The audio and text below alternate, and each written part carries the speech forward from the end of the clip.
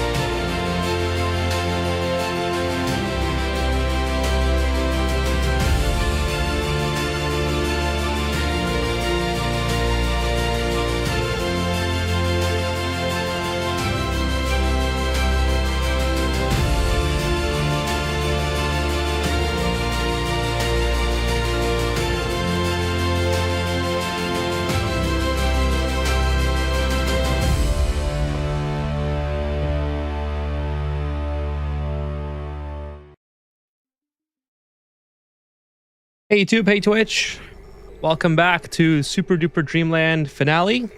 I'm just kind of getting frame here. Today, we are going to finish the game by sending a DupeKind through the temporal tear. So, after this is done, I think... Well, I'm going to continue I'm almost call it factorial. I'm going to continue... sorry. I was going to call it satisfactory. Factorio. We're going to continue Factorio for a little bit, and then we'll start a new colony on Oxygen Not Included. So I haven't decided exactly what I want to do yet. Oh, building melted. Okay, that's fine. I already have the insulated tiles there. Also, if I finish early today with the stream, I'm going to probably jump on Factorio. So that's why I kind of started early, just to try to get this asteroid done and just sort of be done with it. I'm just going to build a couple things here. I'll show you guys what's going on, and then I'll catch up with the chat because I really want to get the playthrough done tonight. So it would be amazing if I can... Oh, I guess I can't build what I wanted to build here. Okay, so let's change this to steel. And then so I can have these metal ores back. And then I can build my hydrogen. So I have hydrogen pumps here that I'm going to make. Sorry, hydrogen generators, rather. And I'm going to basically dump some liquid nuclear waste in here. Or, yeah, that's probably nuclear waste. And then from here, we'll produce radiation to get this tear up or something like that. Something like that. That's kind of the plan. All right, so hopefully, I mean, this is still going to take a long time because I don't know how long this is going to take. I have no steel, apparently. Okay, well, let me just, I don't know. I should have enough. I should have one steel. I guess I don't have, like, a lot of... You know what? I probably don't need all of this. So, whatever this is made out of, gold. Do I have gold? Is gold going to help me here? I guess gold would help me if I could build out of here. Can I build? I could build these, I think. Yes, I can. Okay, so this DupeKind can build out of gold. So I'm not sure why I'm not doing that already. Just going to change all this over to gold. And then it'll be 10 times easier what I am trying to accomplish. This is just like a really scuffed way of hopefully getting some rads so I can open this tear. Okay, so, what's up, Chewy? Chewy VOD, hey, you're on YouTube. Nice to see you, Chewy. Welcome. By the way, can everyone hear me okay? The game is probably a little bit quiet because I usually turn the volume down when I do recordings.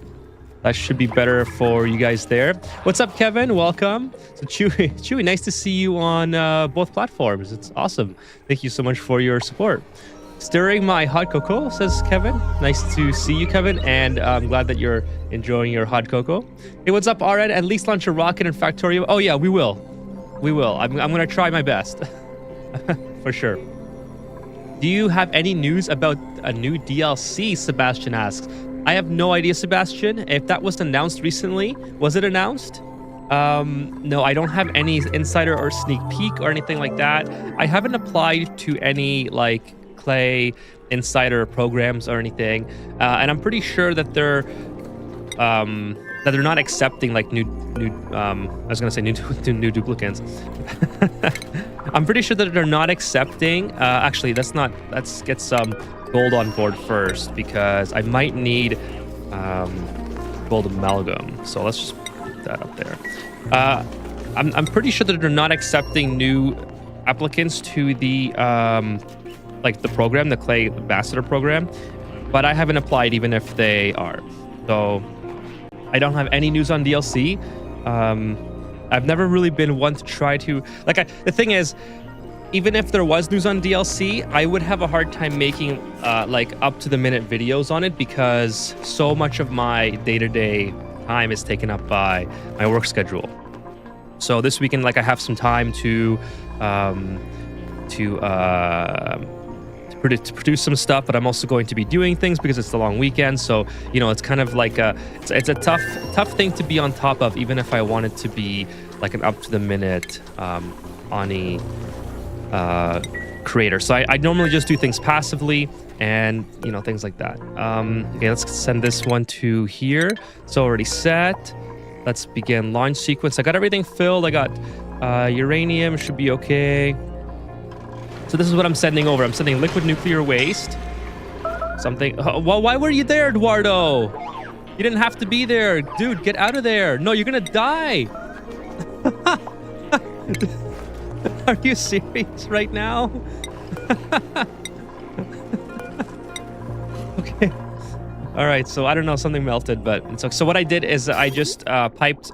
I already had this set up, right? So this was pre-existing, but I just made this pipe to get the liquid nuclear waste inside of the rocket, and now we're going to land the rocket on Frezio and get some liquid nuclear waste in here.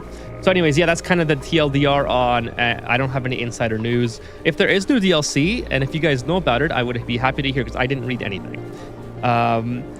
But I appreciate you coming by, Sebastian. Where is the heavy wire to be? Oh, so this is going to be hydrogen generators. I wanted this to be exclusively supplying power to these guys here.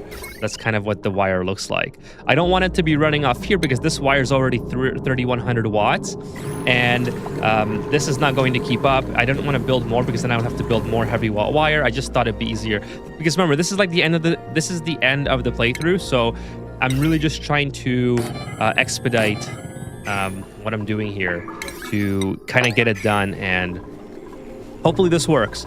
All I have to do is just bring some radiation into this, and boom, we're done. So that's the idea. Actually, I could probably turn this on, because once these have power here, I should be able to start immediately. Yeah, I should be able to start immediately with rad production, because this is exposed to space. So the only problem that I foresee is that this is going to be extremely hot. It's going to be like 270 degrees, because if I go back here, this is very, very hot. So we're gonna might have some fun times there. They are probably working on away team, is probably correct. Away team. Oh, by the way, let me make my webcam a little bit bigger here. Kind of boost myself a little bit. Hopefully that's better. Yeah, so away team for sure. I mean, they have a lot of projects going on, right? So I'm sure they have like multiple teams, and I'm pretty sure that they I would assume that they compartmentalize pretty regularly, just so everyone has their own thing that they got going on. And then maybe if there's like a push on a certain project, they get everyone on. I don't know how that works, but I'm almost certain it's something along those lines. Let's see here. In Steam database, it's still a DLC published 4 months ago, but no movement or updates. Oh, okay. So I did hear about that, Sebastian. I kind of vaguely know what you're talking about, but I have no idea what the insider scoop is on that. It's gonna be exciting. Oh, oh no, we're gonna have a meltdown. No, no, no meltdown, no meltdown. Why are we having a meltdown? This was going good. Oh, we're gonna have a meltdown. Okay, well, everything was going good until it was almost certainly Eduardo's fault. Damn it, Eduardo. Look, it's me, says. He was sleeping. That indicates a lack of bed access for him. Well, actually, Kevin, it's hilarious. He is on a permanent sleep schedule because he is my only source of, like, I don't have a soldering station. So he's my only source of, what's it called? Like, I'm starting to mix up the names of Factorio and Oxygen Not Included things now. Microchips, that's it, microchips. So anyways, we're gonna just, I guess, deal with the consequences of this because, yeah, we messed up. So it is Eduardo's fault, I'm pretty sure, because, like, he probably could have fixed it if he wasn't sleeping on the job. But anyways, we'll see what happens in the foreseeable future with that. Why do we have no power here? Oh, we burnt the wire. Okay. All right. Let's get the power back. Maybe they already have the game 100% done. DLC is faster if they have mastered a good programming. That could be it as well. Like, there's going to be a lot of testing as well with the like before they release Away Team. I know they just had like the demo or whatever. They're probably working on making the game like bug free, for instance, making sure that it has like fluid. It works well on everyone's PC, things like that, right? Because they get a lot of data of how the game runs just by having people demo it. They get all that feedback through. If you're sharing like your info with Steam, I'm pretty sure they get that information. So it's probably in their benefit to to release that demo like they did, and then get that information from players just playing, and then move on to fixing or optimizing or things like that. Excuse me, Chad. I meant to mute the mic there. I didn't. He was. So let's see here. Is this with the spaced out disabled? This is with spaced out enabled. RN. So this is a completed game basically on the spaced out DLC. This is on the Squelchy Asteroid, and it's pretty much done. So a couple notable things while we're doing some space travel here. I'm still waiting for this one. Should be ready to go. Like, I have this turned off, but everything should be okay. Fingers crossed. I'm just delivering the liquid nuclear waste here, and then that should produce a little bit of radiation to get this going.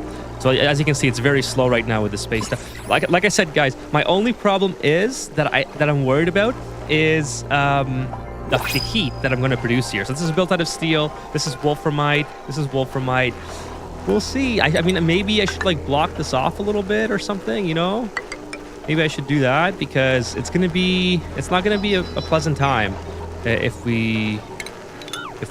this starts to overheat. So anyways, we'll see. We'll see what happens. Maybe some ice temp shift plates are in order. Oh, that's not how you... I forgot that I just put in temp and then build a couple ice temp shift plates back here. Just to kind of keep the heat, just to kind of pre-build cooling for it. Because this is like, imagine like, you know, Apollo 13 where they have to just get back home or whatever. Well, I just have to get to the tear. So this is like very temporary builds. I just really want this playthrough done. And so I'm kind of going to speed rush it here. Let's see, which is more complicated, Oni or Factorio? Oh, Oni for sure, Eric. Oni for sure. There's a lot of, like, I haven't, okay, now I say that, but I haven't gotten to, oh, there's water here, damn it. I haven't gotten to maybe the more complicated parts of Factorio, but I feel like Factorio can be played a lot more linear. There might have been no water, Kevin. Maybe my water got disconnected. Sorry, what was I saying? So, Eric, I was responding to Eric. I don't know if I have gotten to the more complicated parts of Factorio yet, but as far as I'm aware, it is more like linear. Like if you just build kind of what the tasks are for research, you can pretty easily like I'm on my first playthrough, and I played about 4 or 5 streams, maybe even 6 streams of it, and I haven't really like died yet. You know what I mean? If I was playing Ani for the first time, in fact, I'm pretty sure most people can attest to this. If you're playing Ani for the first time, it's usually very easy for you to die, like, you know, very early in the game, not knowing how to play, right? Like you're gonna run out of algae, and you don't know how to produce. You don't know how to use the electrolyzer. In order to use the electrolyzer efficiently, you gotta build something like this, like a Hydra. Not even a Hydra. Like if you just go to my other asteroids here, like this. This is not a Hydra. This is just a simple electrolyzer setup where I'm using gas separation to keep everything separated. Like that kind of stuff, it's hard to figure that out on your own, especially if you're just like a more casual player. Like it's easy, I think, so far for a casual player to get where I am in Factorio, but it would be incredibly difficult to get to play the same amount of hours in Ani and not lose your colony. So I think Ani is way more complicated, but I don't know because I haven't gotten to the end of Factorio. That's kind of my answer for that. Hey, what's up, Vibrator? Nice to see you. Appreciate you stopping by. Sebastian says Ani is more complicated, but yes, they are different games. So like there's a lot of planning. Oh, nice. Maybe I'll take the shovels. There's a lot of planning that goes along in Factorio, more so than Ani. Like Ani's easier to just kind of move stuff around as long as you're not facing a time constraint almost immediately, you know? I gotta keep an eye on this because I don't want to overfill it. So that's kind of, I guess these things will never really get built because now they can't access it, but that's okay. I'm just trying to keep the heat out, like I said. Really hoping that these things don't get too hot. I don't even know when these overheat. 600 degrees? Okay, that should be okay. But I have no cooling, so I might have to like rebuild them at some point. Because they're going to get hot on their own as well. So, I don't know. We'll see. We'll see how that works out. Building melted. Yep, that's pretty much on par. But we're doing pretty good. It's 117. And Wolframite, when does this overheat? This overheats at 75. Okay, well, okay, this is only at 2 or 3. Okay, it's actually, never mind. This is pretty hot though, I think. No, what's hot? No, nothing's hot here. I don't know what number I was reading. Like I said, my brain's kind of scrambled right now. Okay, I'm gonna turn it off there. I think maybe that's a good place. Okay, well, yeah, maybe that's a good place to keep it for now. And then we'll hopefully, is this gonna be enough rat bolts here? I mean, I'm getting 800. It's not as much as I had hoped. And with this constantly going offline, I may have to just like put in another one that goes all the time, which is not that big of a deal, to be quite honest. I'll just put one here and then put something like this. I really need this playthrough done, right? So kind of where all this is, all this urgency is coming from. So we'll build some more. I just tap in like that, and then we'll have plenty of power. I mean, this is, that's why it's shutting off. I haven't configured this. That's my bad. Anyways, now we'll have like infinite power basically.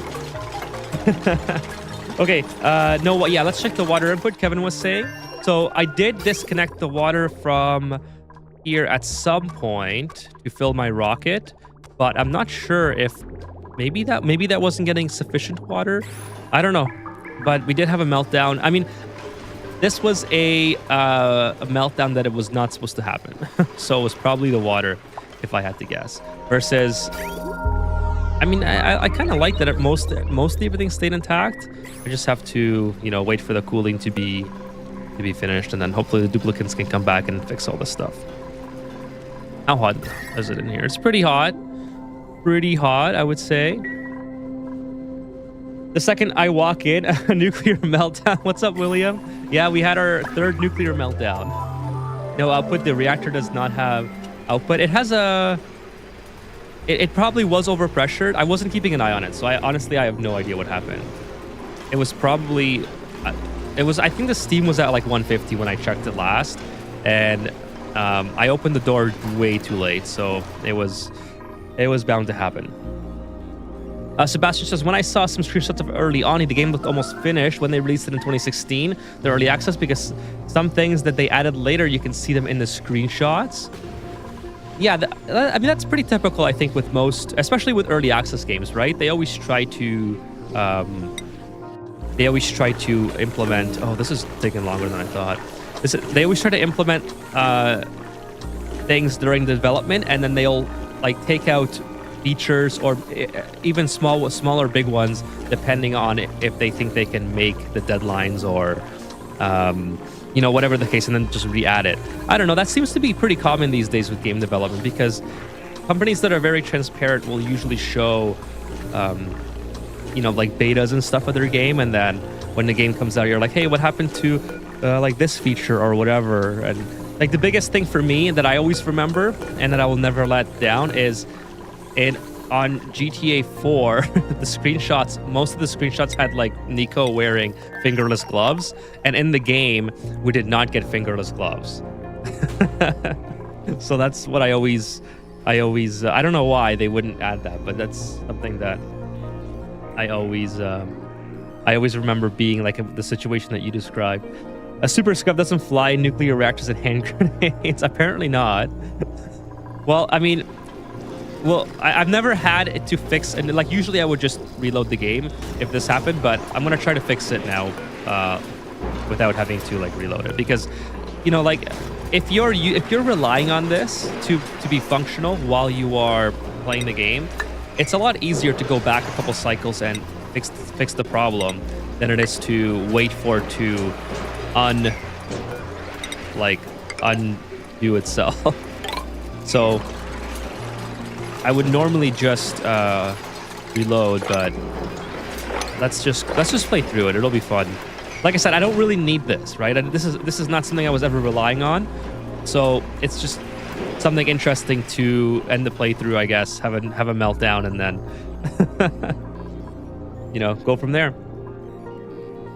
Hey, what's up, Zablotsky, I think. I just wanted to say thank you for your videos and streams. Very informative and interesting. Have a good stream. Thank you so much. Appreciate that for your kind words.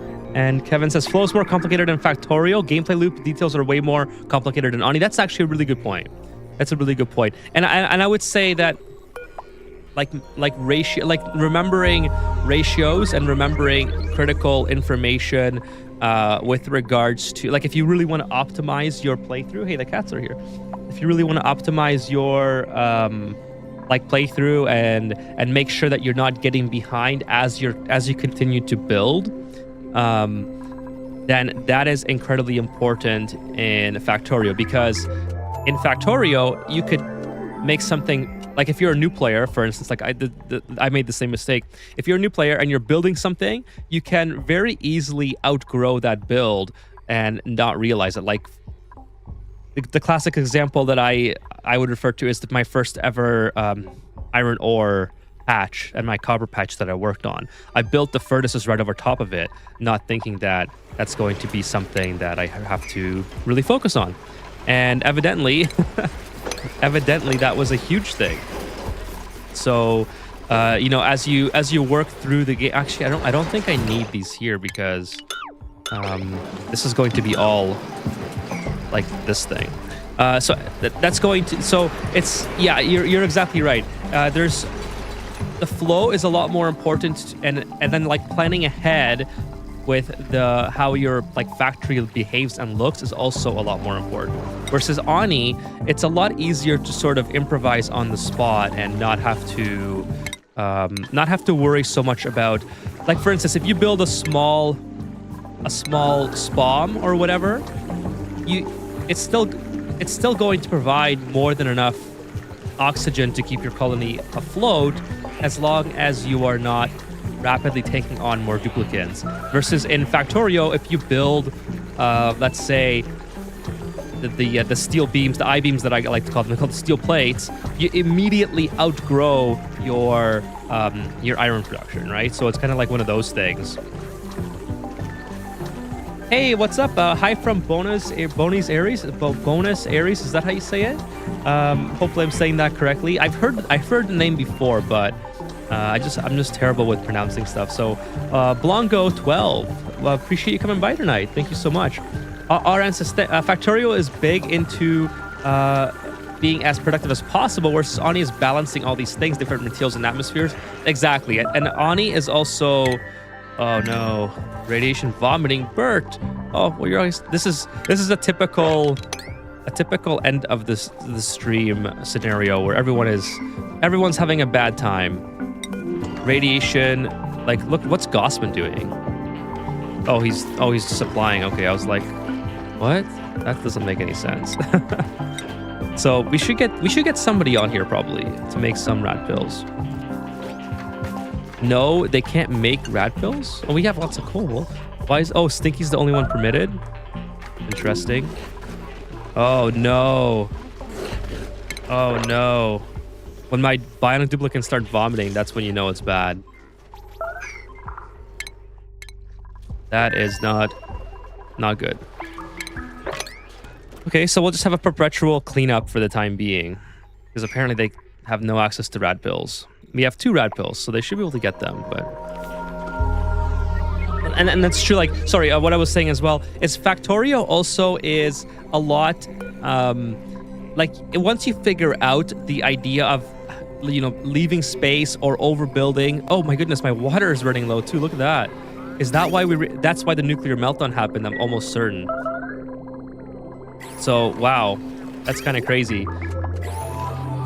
That is kind of crazy. So basically, with the nuclear reactor running, I finally exhausted my entire water reservoir. Luckily, I have lots of water. Like, I literally have tons of water here, so I can still use it. It's just kind of unfortunate that now I have to try to pipe it in, or I just desalinate that. But that's going to take a long time. So let's see how we deal with this situation. I could go on an input here. It wouldn't be the worst thing in the world just to do like a... Yeah, let's do insulated. Not igneous rock, though. Let's do sandstone. Just to do like an input here. No, let's not make any mistakes now.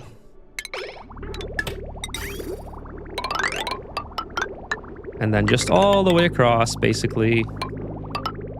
A bunch of bridges everywhere. And where are we trying to go? We're trying to go up here. Okay. Across, and then down. Okay, cool. So, yeah, the radiation bombing is kind of annoying, but they can handle it. They don't need my help.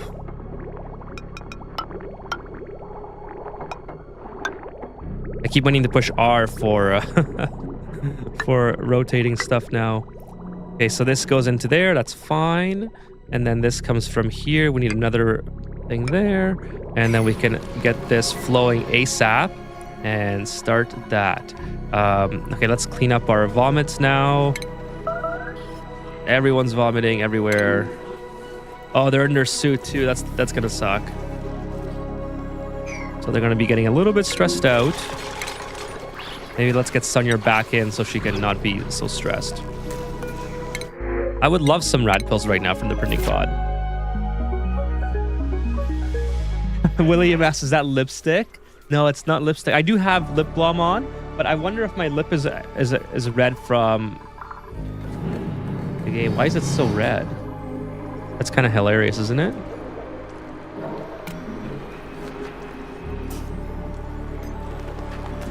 I don't know why my lips are so red. My face is kind of white. It's this... Hold on, let me...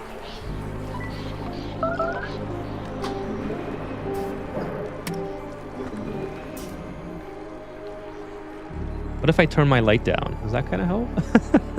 Because I got like cherry red lips on.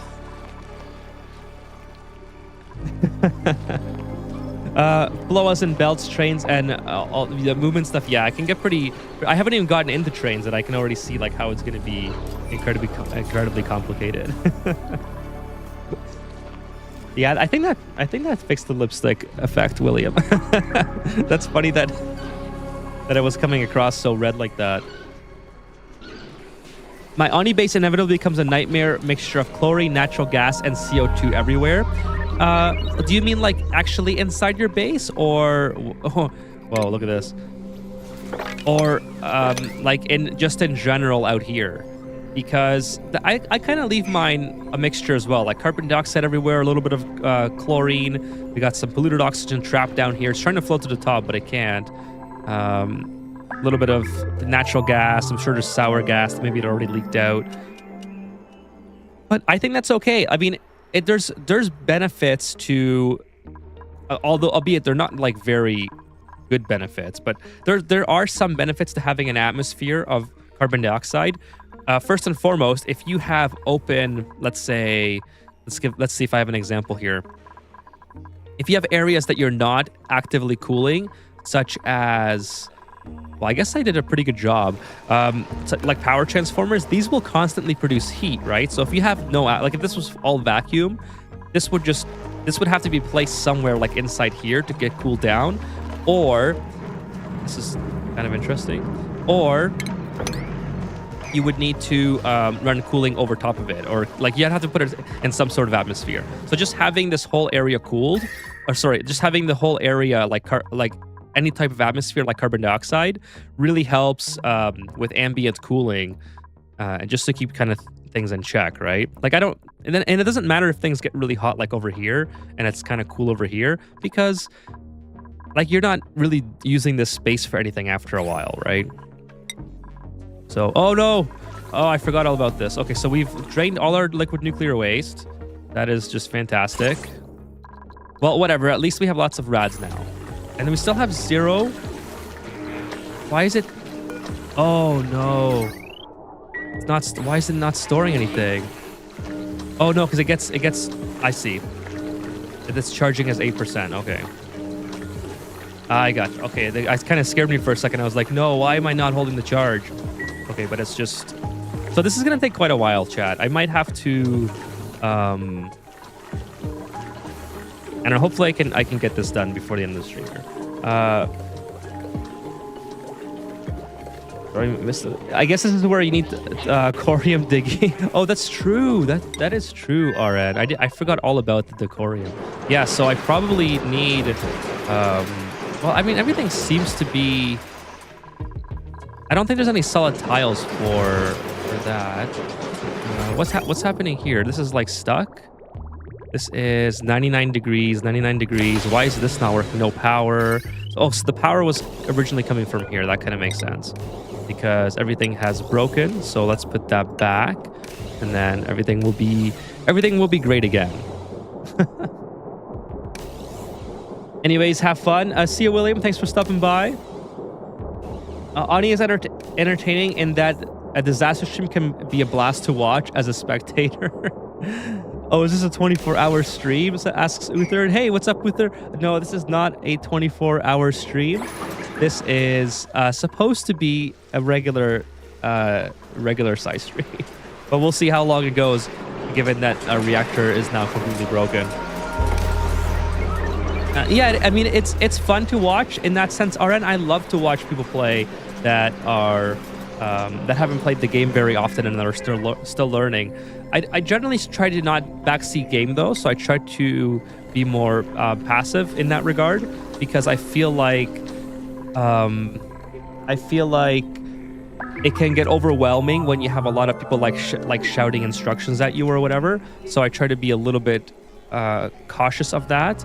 I might have to build more Red Bull generators here. This is gonna take forever. It's gonna take forever anyways, but at least I'll make it take less forever. And put a couple of refractors here. I wish I could. Anyways, we'll do this, and then we'll do this. I think. We'll do that. And get some power to here. So yeah, I do like watching Ani for that reason as well, because it ends up being like really interesting to see how new players approach situations that you've already, like you've already done yourself, or Like I would say that somebody who played Oni for many hours is like myself. Not everyone, obviously, but a lot of people who play Oni or any type of game for a long time, it can be very easy to get stuck in a way that you know works and just keep playing the same way over and over. And then if you watch a new player play, you kind of get reminded of the different possibilities and different builds that you can do in Oni. And then at the same time, you also remember like, oh, this is why that build is no good that I've already tried to do because of like that scenario or whatever, right? So I do like to watch new players as well, and then watch the disasters live. But a disaster like this, where I'm not really critical, like this is not critical to my infrastructure. You can see this is basically like my base is running fine without this, right? Actually, the worst part of my base right now is the fact that I don't have any water. My water's still not flowing. Oh, it's being built here, which is a little bit funny that it took this long for me to actually run this pool completely dry. For the future builds, although I would probably put a hydro sensor in here so I can keep an eye on the levels without having to run so critically low like I did right now. Because obviously this is leading to a bunch of issues where, like my oil wells are going to be offline now. Not that I really need the oil. I have lots of it, even though this is basically empty. I have lots of petroleum, I hope. Imagine I went here and there's no petroleum. So I have over 200,000 kilograms of petroleum per tile here. So I'm pretty good on petroleum. But petroleum is the heart and soul of my colony's power. So I cannot have that go offline. The fact that I ran out of water at this stage is kind of hilarious because I'm only getting water from this water geyser here. I believe there's another one. Let's see, it's this one. I'm getting water from here. This cool slush, these two cool slush, this water geyser, and I'm pretty sure that is all. That is all where my water production is coming from. But I do have lots of salt water here that I could desalinate. I do have lots of polluted water here that I could put in a water sieve, and I have lots of brine here as well. So, I mean, I'm not hurting for water. I just didn't pipe enough sources into here. Hey, what's up, Dark Frost? Dark Frost asks, hope you had a good week. It has been a pretty good week, Dark Frost. Thank you so much for asking. I hope that you had a good week as well. So my week, well, it's been pretty good, I suppose, work-wise. I was trying to get a video done by today. The video is in production, but I just have to basically render it. So I'm going to get it done tomorrow morning. And it's going to be the continuation of the Overly Explained series. So I got metal refineries up and running. I have, what else? Metal refineries. And I'm going to start the beginning of sorting for I'm going to basically make this exact same hatch wrench as I did here and on the Overly Explained series. And hopefully that's, if you guys aren't familiar, that's a series where I try to help new players get through the game. Like, there's so many people that have guides, and including myself, on certain builds and how to make oxygen, use the metal refinery, etc. But I feel like what gets lost amongst all that is showing you how all those buildings and builds work together. Now there's a circuit overloaded? No way. How? This is never... All of a sudden, I have all these problems. This is just literally doing that. How is this getting overloaded? Probably because this needed power when these were running, if I had to guess.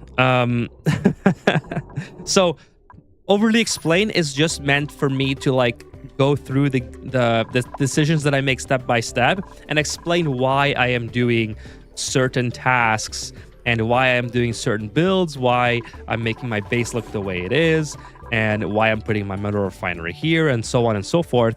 And so that's what that series is all about. And through that, I hope that I can help new players get through the game confidently and know what to do. Let's send these guys back. I don't think we're needed here anymore. Not there. Summon crew. Let's go. Okay, we got... By the way, do we have rad pills here? Basic rad pills. We have lots of rad pills. Perfect. So, nice. Let's go. Begin launch sequence. We are good to go. And then this is working now too. This is how much? Okay, 11%. Okay, 11%, and we're 43 minutes in. Oh, chat, I don't know if we're gonna get this done. If this doesn't produce enough radiation by the end, I think I'm going to get rads in sandbox mode. Would you guys hate if I did that? Like, I would hate to cheat at this part of the game, but I don't know if I want to do another stream just to wait for this thing to fill up. I could build more. I mean, I guess I could help myself by building some more of these things. Can you filter that polluted water for regular water? Absolutely, Aren. I could do that.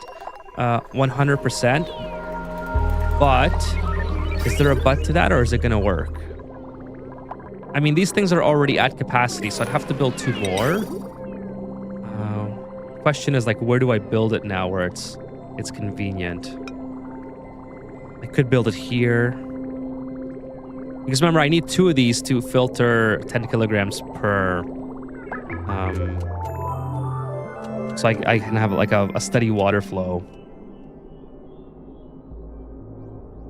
Come on, game, let's go. That's another thing that I don't really enjoy about playing the games like this. Oh, I can put it up here. This long is the fact that loading, and there's like a bunch of stuttering, and like, there's so many things going on in your colony at this time that it just becomes not a hassle, but it just becomes less. Oh, this is not going to work. It just becomes less enjoyable with how many things that the game is trying to do all at once. So I've always said that. I've always been I've always said that I don't like playing games this late, because you kind of already have won the game, but you need to keep playing and going through the motions of actually finishing what you're trying to accomplish. I guess I can put one here. It's just going to be a huge. I guess I can move this as well. Yeah, I'll just move that. I'll put this here. No, that's I did that wrong again. Okay, 3rd time's the charm. I'll put this here. I'm gonna put this here, and I'll just move this pipe. That's probably the best. And then I'll just come off here, come through here, and then I'll deposit the water. And again, that's another problem that I have, is I just don't have a lot of ways to access this other port in case I need it. I don't think I have any other access point. Now, well, especially now that the other water will soon be flowing. Oh, this is unreachable. Holy smokes, look at this. Look at this mess of piping. Okay, let's build some ladders here.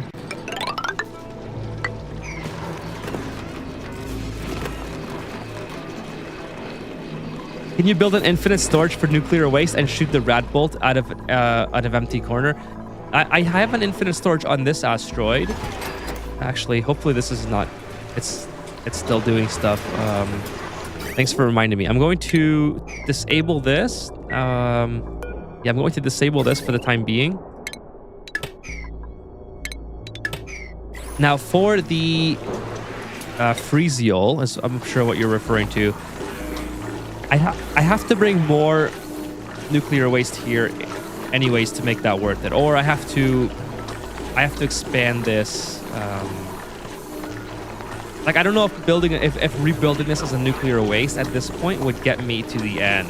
I think I just need more nuclear waste. So what I could do is make this like a deeper build, I guess, and then put more. Maybe more won't even work at this point. Maybe an infinite storage would be the ideal situation. Like put one here or something. I mean, we're 15% in, so we're not doing too bad. Like I said, I would like to. You know what? Let's delete this and let's put another one there. Can I reach that? No, I can't. Okay, so I have to rebuild it, and then I'll put another rad bolt generator down there. And then another refractor there.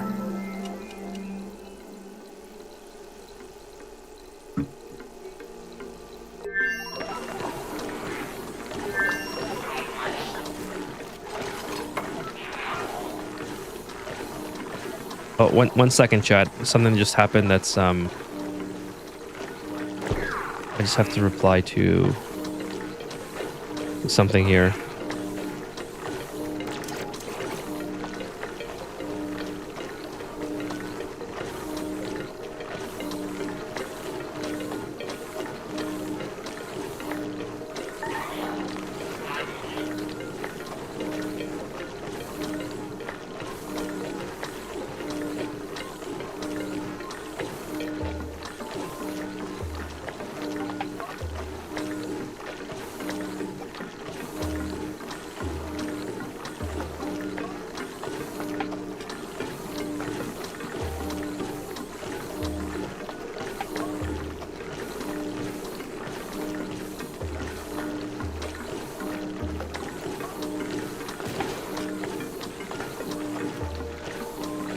Sorry, chat. I just have to reply to somebody. There's not an emergency, but kind of something went wrong. Okay, so anyways, let's do this, and hopefully, yeah, they can build that, and then put another refractor there, and then we'll be good. Maybe put another one here, so that we'll delete that, and then we'll put this one here. Can we reach that? I think we should be able to reach that. That's gonna shoot up. These are all shooting up, and yeah, we'll just hopefully these don't start overheating by the time I need them to work. So we'll do 100 at a time, I guess. 50. That can be 50. Not a big deal.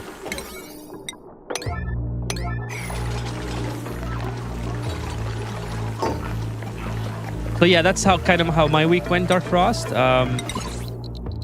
Pretty good. I hope to get the new video. Like I said, I hope to get the new video out by tomorrow morning, hopefully, maybe midday, and then yeah, everything should be good for. I'm not sure if I'm going to be streaming Sunday because it's the long weekend here in Canada, so I might be up to something.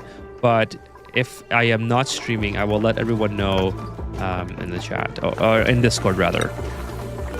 Okay, so this can shoot this way. That can shoot down. So this is working really good now.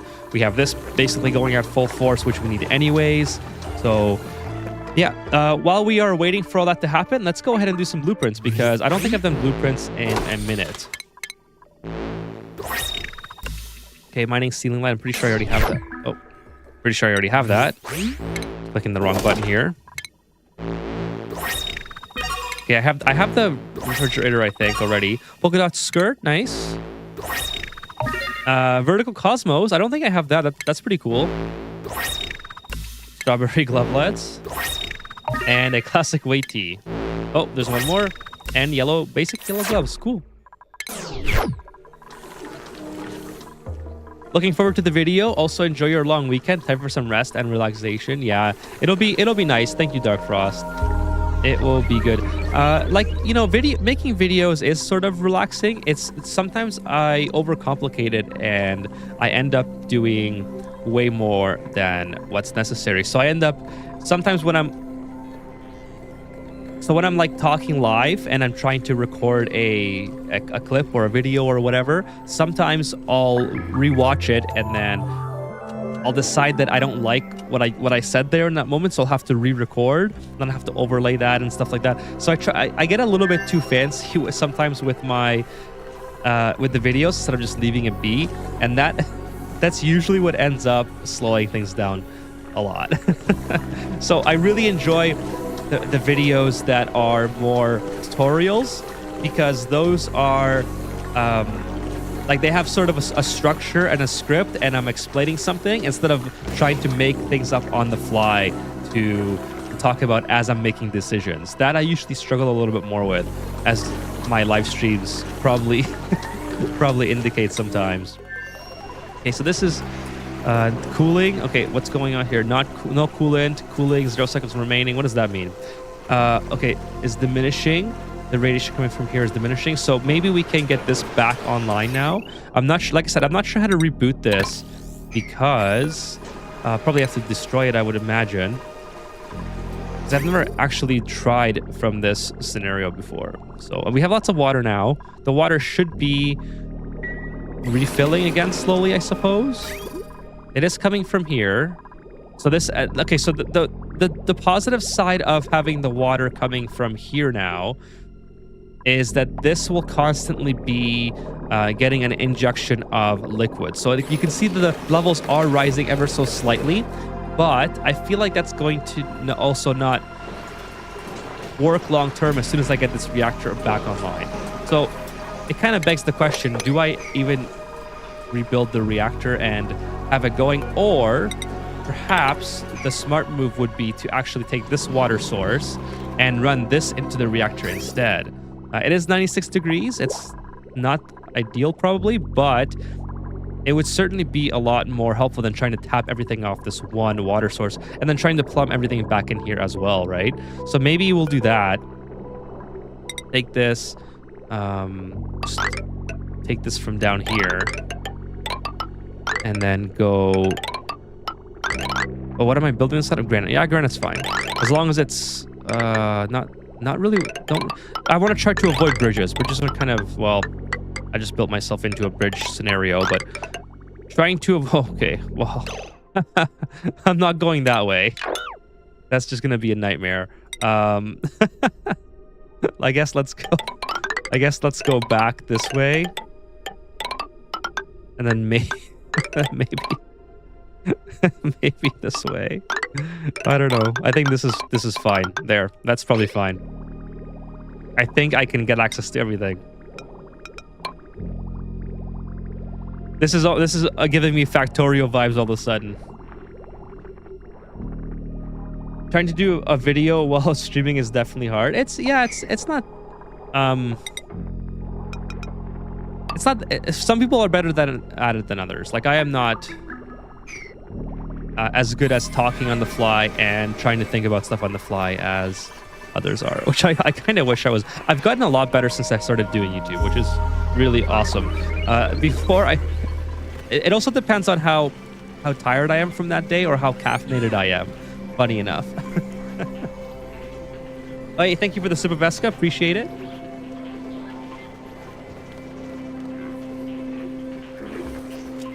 So, if I am, like today, I probably feel about 60 to 80% for some reason. Like, I don't know why. I wouldn't say that I'm tired, like mentally. Maybe I'm just,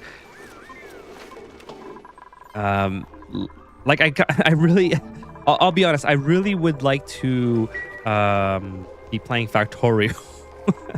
As funny as that sounds, I know a lot of people like Ani, but I really want this playthrough over so I can start a new one, because I've always said before, and so I'll just like tell the story for the thousandth time. I love playing early game and mid game Ani.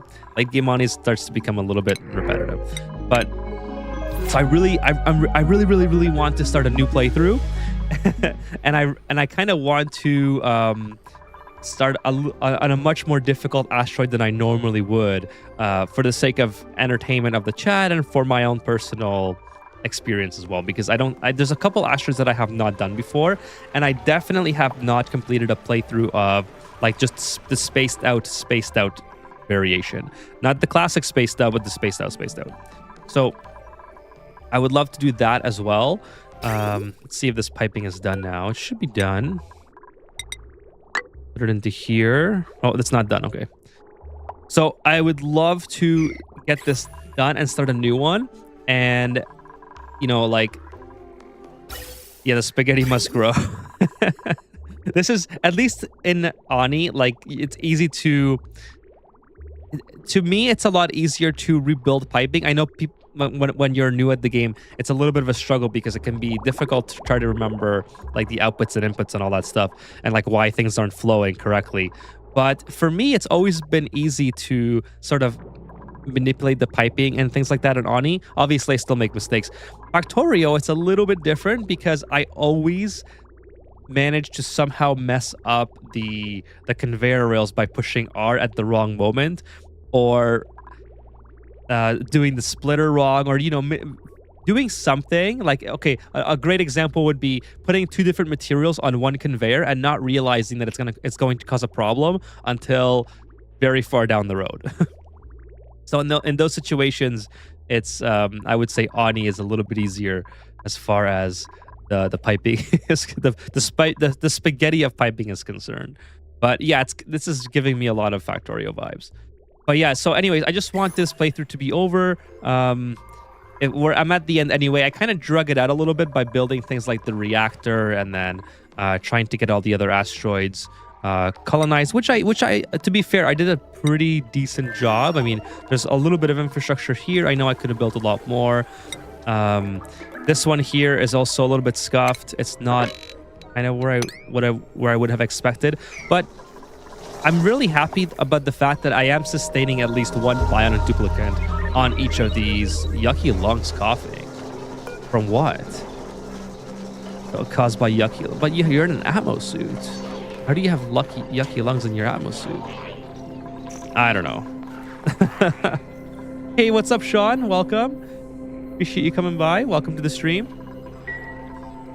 Yeah, so I forgot what I was talking about there. So let me just do kind of a recap of what's going on here for those of you who may have just joined, or for Sean or whoever's around. So this is the last stream of this colony for Oxygen Not Included. After, I would really like to spend some time on Factorio and get really deep into the game. And also, I want to start a new playthrough on Ani on a different asteroid. I want to start on a much more complicated start than, Terra, or this one was really easy, the Squelchy. This is the one that Jim shared with the chat and myself. And actually, see, like this is fine now. It's filled up. And it was just really easy at the start. It was different in the sense that I was dealing with a lot of polluted oxygen at the beginning, and obviously if you have like germs and polluted oxygen, it spreads really quickly. But we didn't have that issue. I think the germs were pretty much under control. So what I would like to do is start on an asteroid that is a little bit more challenging than this one was, or Terra is. Now, people in the chat, like Foamy, I think it was Foamy. Somebody in the chat recommended Rime. Rime. If they the chat also told me how to say it correctly. So I think that might be a cool one if that's what people want to see, but something that is a little bit more complicated and challenging at the beginning. Now, obviously, I think all asteroids. What's going on here? DupeKind power. That's not good. No power banks. Oh no. In tune. Well, why don't you start digging, bro? Why can't you get up and dig? Excuse me. Where are you? Are you? I don't know where you are, but you're dying because you have no power. Oh no. Where are you? Trapped. Oh, you were stuck there the whole time? How much power do you have left? A power bank. Okay, you have 2.5 cycles of power banks remaining. That is not enough, bro. You have to... Okay, so we're going to launch a rescue mission. Because, yeah, we're going to be in some trouble here. Let's get a nose cone on here. Add module to the top. Let's do a nose cone ASAP. And then summon crew. Let's go to, which one is it? Stelline or whatever.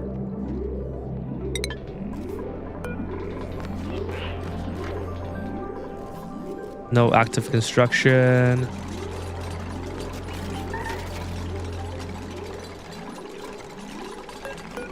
We should have power banks here, right? No, we have no power banks on here either. No, I need power banks here. I need power banks and rad bolts, or rad things. This is not good. This is not looking good, chat. Everything's going wrong all of a sudden. Okay, we have pills. Now I need eco power banks ASAP, like yesterday. And I can make metal power banks, I'm pretty sure. I might have to resort to that. Where's my crafting station? Do I even have a crafting station? I may not have a crafting station. Let's just plop one down.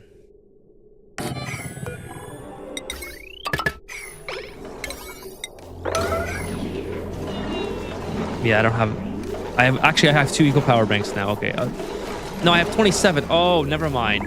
I had 27, but I was stuck. That's why I didn't say I had any left. Okay. I got it. Anyways, it's not an emergency. It's crisis averted. Anyways, the rocket's ready now just in case I have to send a mission. So anyways, I don't know. I forgot what I was saying. I think Rhyme is what I'm going to do next. But I'll spend a couple weeks. I don't know how long. I'll spend a little bit of time on Factorio, try to get more accustomed to playing that game and get farther into the game as well. And I know Stringer has asked to play multiplayer, which I think would be really cool.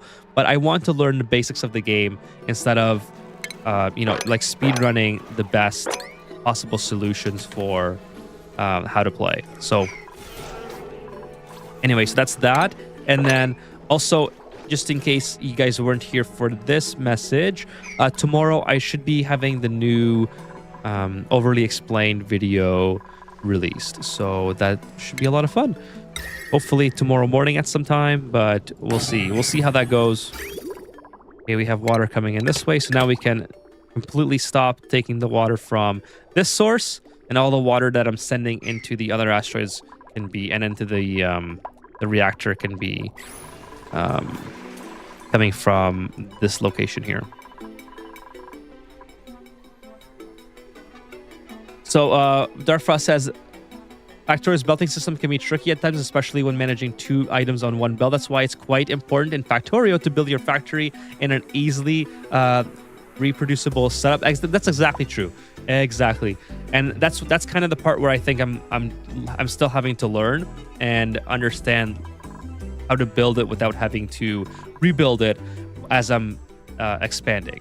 So I've started to lately like leave a lot of space for my builds, or try to overbuild initially. Like building a lot of space allows me to always build more assemblers, and then if I overbuild, at least I can shut assemblers off and on at will.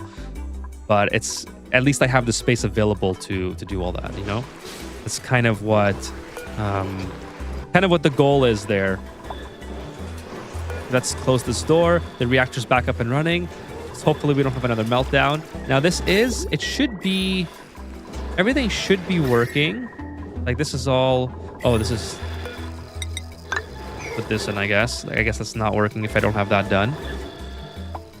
Hey, what's up, Demon Works? Of course, most germs in modern Oni are only a problem if you have another problem at the same time. That's true. That is absolutely true. Now, they can bog down your duplicant's work ethic if they are...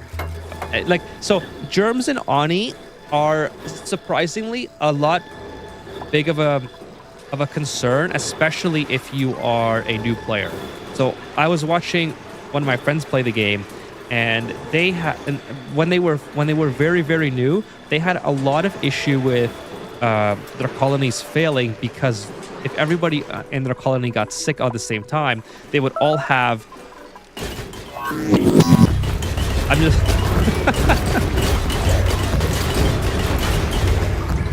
They would all have...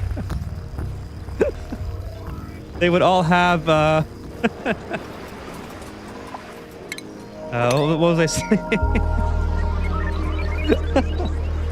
They would all have debuffs and be very stressed out and hitting their max stress levels, and all those different things that are that would cause a colony to fail.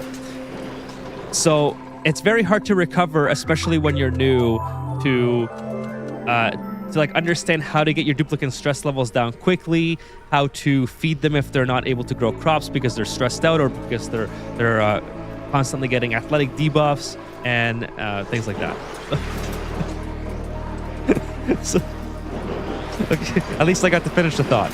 So, one of the previous streams that I have done fixing new player bases was actually that base that I was talking about, where it was one of my friends' very, very first time playing the game, and I think it was like cycle 250 or whatever. And I don't know if you guys were here, but it was the same stream where if you played the game for like 5 minutes, like 3 duplicates would die.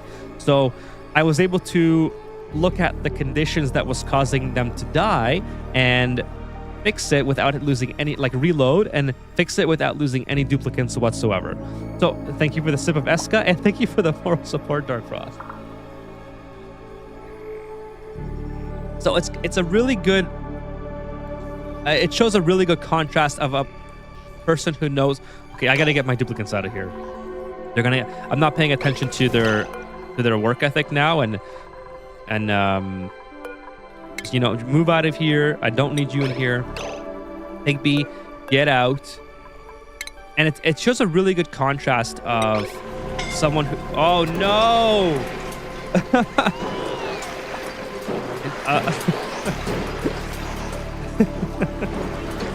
It shows a really good contrast of an oxygen unincluded player who's played the game for 1,000 hours versus someone who's played the game for less than 100. And I say all this as my duplicates are literally dying. No, stop going in there. I need you not to go in there. I'm trying to finish the game. I don't need you guys. I don't need you getting stuck. No. Just get out of here, okay? Like I'm done with the reactor. I need to can I stop these people from coming in? Like honestly. Okay. Okay, is Higby getting fixed or whatever? I'm just completely losing focus on everything now. Okay.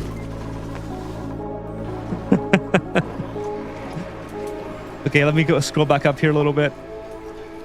Anyway, yeah, so it's that column that I'm talking about. It was a lot of fun to fix on stream, and yeah, obviously I say this as as my reactor has double meltdowns back to back. I think it was because I didn't build this in time, but whatever. I wasn't even really paying attention to why it broke. But how's this going? 38%? That's not bad. 38% is not bad at all. I could build, I guess, more. Let's do maybe... It's not... I mean, how much would this really help? Let's be real. But maybe it will. Put something in here and build another one. Okay, sorry, let me go back up here. Oh yeah, germs. Germs was the topic of discussion here. Yeah, so germs, it's surprising just how much germs can impact new players versus players who are very well versed in dealing, you know, with minimal problems in their colony at one time, right? Because if you have a lot of problems ongoing, germs and the negative debuffs make a huge difference at that point. Speedrun heat death? Are you talking about this? Are you talking about this this disaster with the reactor? Just keep building new reactors and having it fail. What now? Breathability. Okay, which everything's okay. Actually, we're almost way too overpressured here. Is it by any chance the fact that we don't have any oxygen in here? No, we have lots of oxygen. I'm not sure why I'm getting a breathability warning all of a sudden. Yeah, radiation warning. Yeah, I get that. This is... Oh, look at this. It's like a dome of radiation. from my double reactor meltdown. Maybe I should just build a reactor on the other asteroid, and that's how to fix this. That's how to fix this problem. Oh no. Stop with the radiation vomiting. They should have lots of rat pills in... No, there's no rat pills in here, actually. No rat pills. Let's just make a bunch.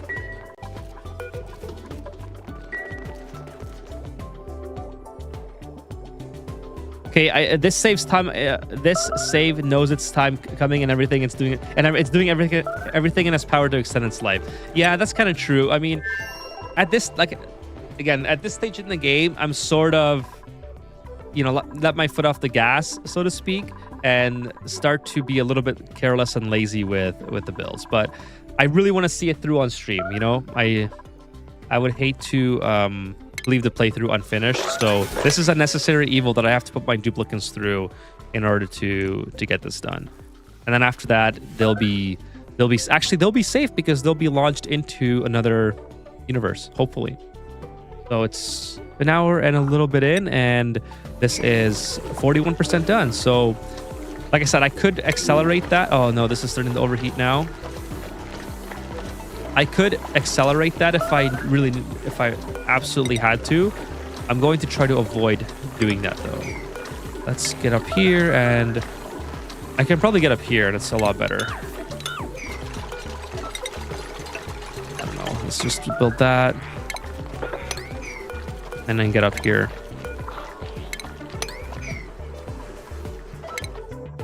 But hopefully they don't have any more.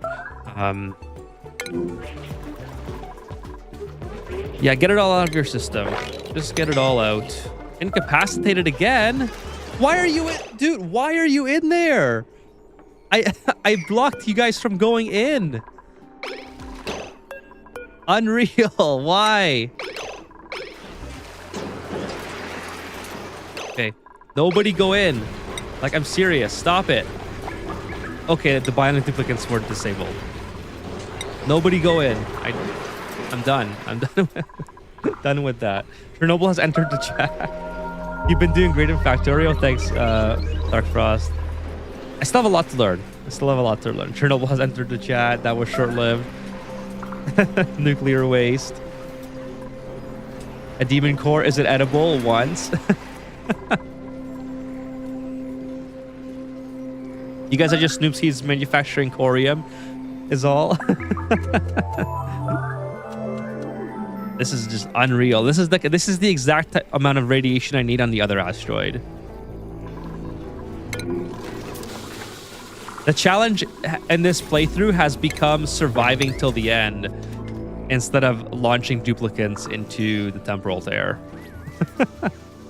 I would like to see a Demolier playthrough. I have not played it myself. So Dark Frost, I have a Demolier playthrough. But I arbitrarily ended it instead of playing all the way to this stage. So my Demolier playthrough is called Nightmare Land. If you have not seen it yet, it's on YouTube. By the way, thank you for the moral support. Appreciate that. It's called Nightmare Land, and I did two variations of it. Well, first of all, the first time I played it, I immediately failed because I tried to speedrun destroying the impact, and that didn't really work out too well. So I restarted the same asteroid, and what did I forgot why I failed in the first time. It wasn't because the Demolier hit. It was another issue that I ran into. I think I ran out of oxygen or something, but it didn't last very long. It lasted for like 2 streams. And then the second time I played it, the same asteroid, I made it all the way to destroying the Demolier, but I also had two variations of the same save. So first of all, I destroyed it to get the achievement to destroy it, and then I let it hit once I reload it. So I let the Demolier impact my base, and I played 100 cycles to get that achievement as well. But I called that quits early on. Holy smokes. I called that quits early on just because I didn't really enjoy playing with the Demolier impactor right in my base. That was kind of annoying. And I wanted to get started on an asteroid that was a little bit more fun for the way I like to play. And I didn't like to play with this thing like right in the middle of my base. That was kind of the rationale for that. But yeah, so that's my Demolier playthrough. Yeah, if you want to watch that's cool. It's on YouTube. It's called Nightmare Land, and hopefully they stop vomiting soon. They should get it all out of their system and be done with it.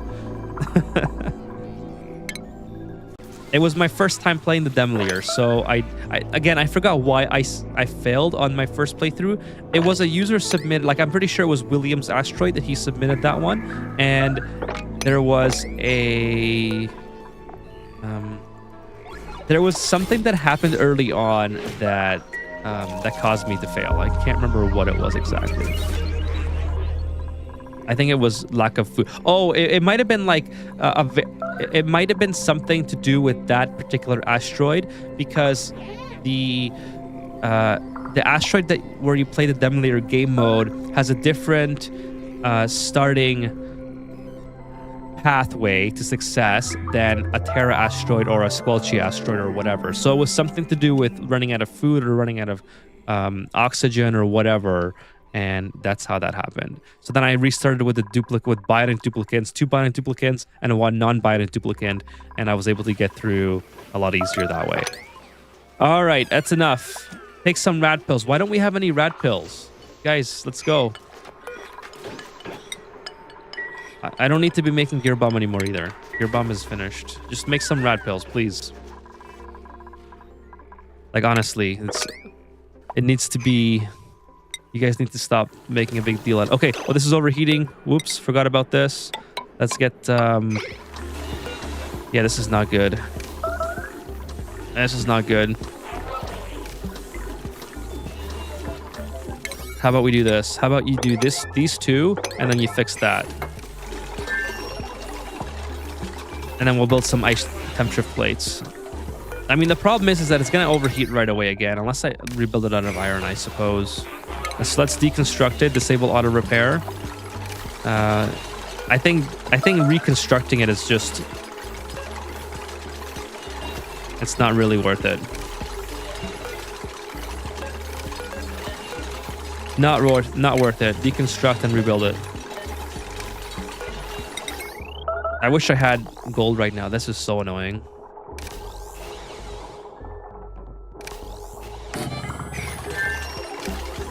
Now it's 90 degrees out of but it's hydrogen, so the water is 90 degrees too. I should bring some temperature plates here. So I can cool it down a little bit. So let's put that at 5, and then this at 90.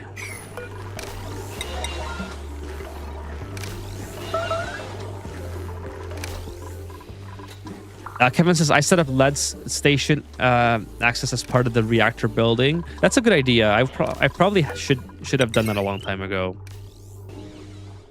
Because evidently my build did not work as intended. Okay, oh, I can't build there. It's too high.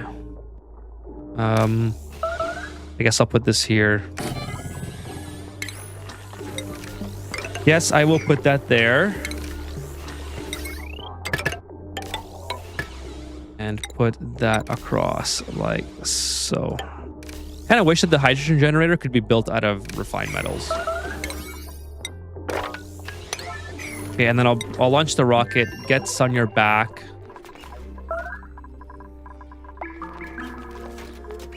Hope Sunyar can actually can work on the rocket. She's not... Is she sick?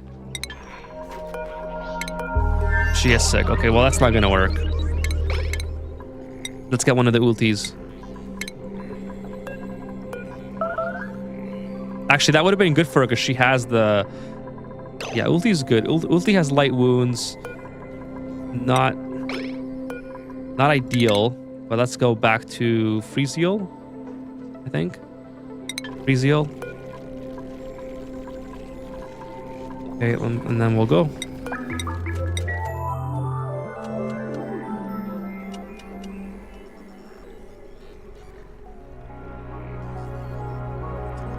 Okay, let's go.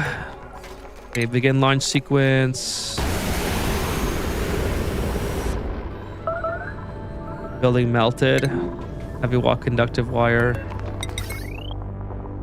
I mean, that makes sense. I don't really need to rebuild that, I don't think. Radiation vomiting. Who is still... Like, Sunyar, can you please just grab a rad pill? Or do you not have access to that? Everyone should have access to rad pills now. We have no rad pills.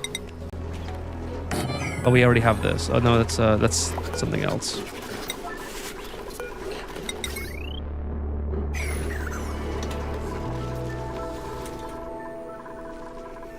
High stress. Stella. Oh no, what's happening here? How did I have all... Well, they're high stress because there's a pool of liquid. What is this? Brine. How did brine get over here? Oh, this is melted too? Holy, everything's just going wrong at the very end of the playthrough. I am so tired of the radiation vomiting. I am just done with the radiation vomiting. Okay, what is this? This is a downtime. Stella's Sunyar's gonna go here. I guess I had a Mari on permanent downtime as well for some reason. I'm not sure why. Stella.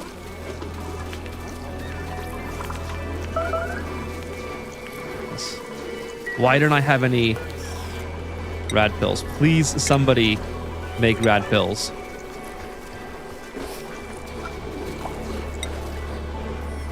So Stella can eat one of them.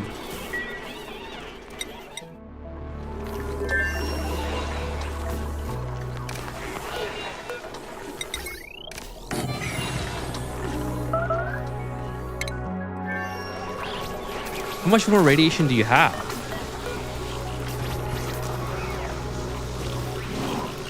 I mean, it's slowly going down, but it's taking so long.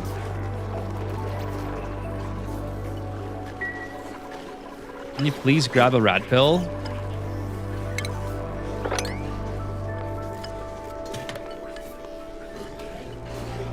We have no eco power banks here either. How do we not have eco power banks? That's probably all on the rocket. Is it all on here? There's 3 eco power. Where did all my eco power banks go?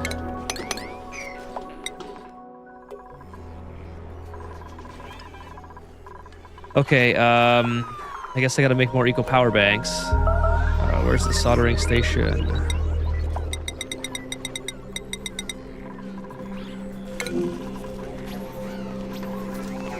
Hey, what's up, Fitz? We're having a lot of meltdowns in this episode.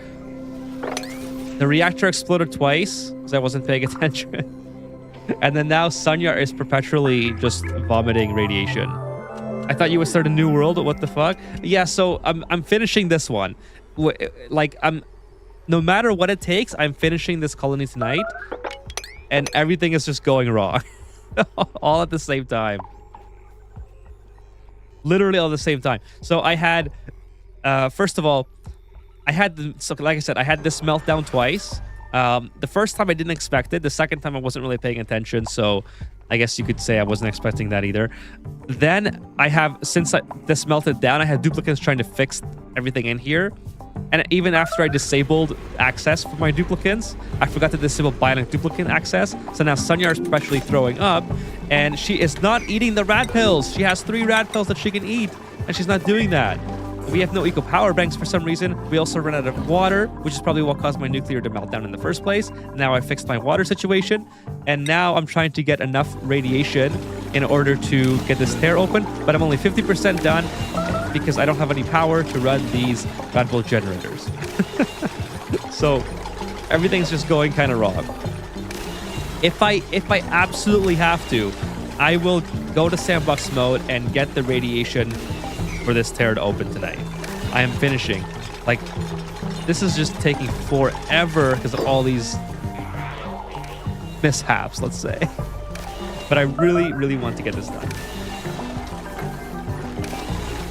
Okay, so at least, like, Chip is the MVP of this playthrough. Chip has single-handedly kept this colony, like this portion of the colony, alive. And look, I've built. Okay, that's fine. That's finally a good one. Sunya's throwing up non-stop. I have high stress situations where I haven't had high stress all playthrough. Now all of a sudden in the very last episode, it's nothing but high stress, nothing but throwing up. It's kind of poetic in a way. But this is all happening, and it's just they're not allowing me to finish. They don't want me to finish the game. It's kind of what it's coming down to. Terra Asteroid next. Well, I've already done a Terra playthrough. Do you really want to see another Terra playthrough? I don't mind doing a Terra playthrough. Terra, but only one dupe only. That might be kind of fun, but there would have to be a limit as to like how far I play the game. Like, so first of all, I would have to dispose of 2 duplicates because you start with 3, right? So if there was like a challenge that you guys want to see, I would more than happily do it on Terra. Fitz, if I was to play Terra, what challenge would you like to see on Terra? Or would you just want a regular... Oh, look at all these pop-ups. I literally haven't had this many pop-ups all game. And now it's all happening. Disable auto repair and just change it to steel. I don't know why it's not steel to begin with. So let me know, Fitz. What would you like to see in Terra?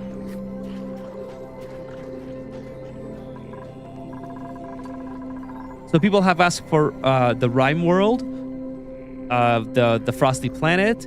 I personally wanted to do Oasis, but that might be a really slow start. I don't know how interesting that would be.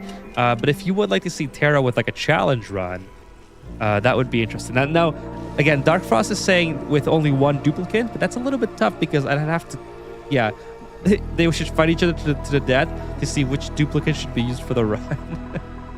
If there's like a mod where I can make them fight, that would be hilarious. All right, I need this done. Let's go. We're 51%. 51%. Can I take rads from the pod? The hell challenge, basically making the most out of the suffering of the dupes, like using dirty water and forcing them to generate power. That might be interesting. I'm not sure if that would be like, if I was constantly getting notifications like this, I would very quickly get I would be over the playthrough very quickly. This is about as much notifications for things going wrong as I can take. Like, it would be interesting to do a playthrough where you have a limited amount of duplicates, but then again, there would have to be like an arbitrary limit set to how long I'm playing, the game, right? Yeah, I guess, you know what? Let's just pipe that in. That's fine. And then we'll get hydrogen. Do we have hydrogen here, by the way? Oh, I'm going to be running low on hydrogen. That's okay. I have lots of... Okay, there's a situation that I've already sort of prepared for. No, this is not... This is the wrong rocket. I got to bring the other rocket over. Okay, let's bring this rocket over. I need this rocket to fly because this has all the water. There's no water. Why is everything going wrong? I have hydrogen. That's fine. I have hydrogen here. I'm going to take this hydrogen. I'm going to vent it out.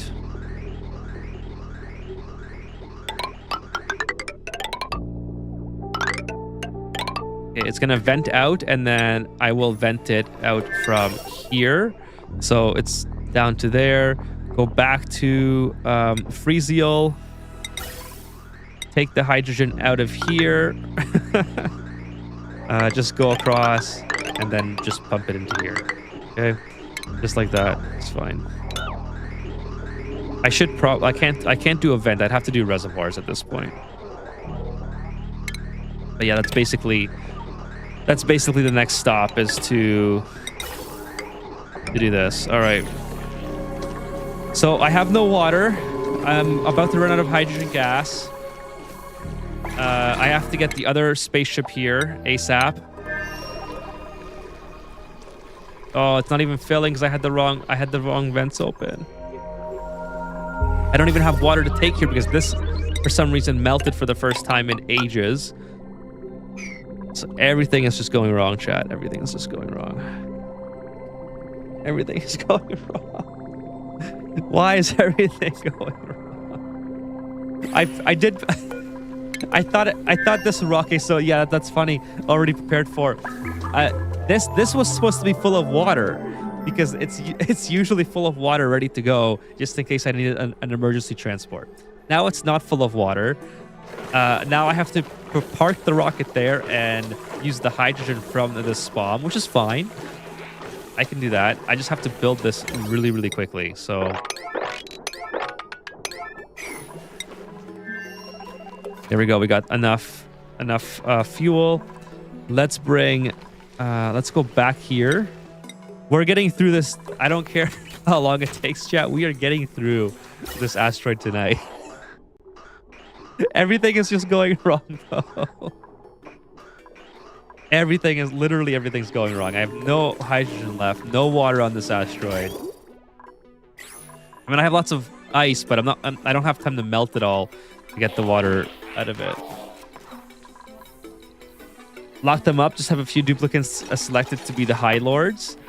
Well, is there anything? Okay, so what makes you enjoy? And this is, I'm not trying to. I'm just wondering, like, why do you enjoy Terra more than? Thank you for the sip and the moral support.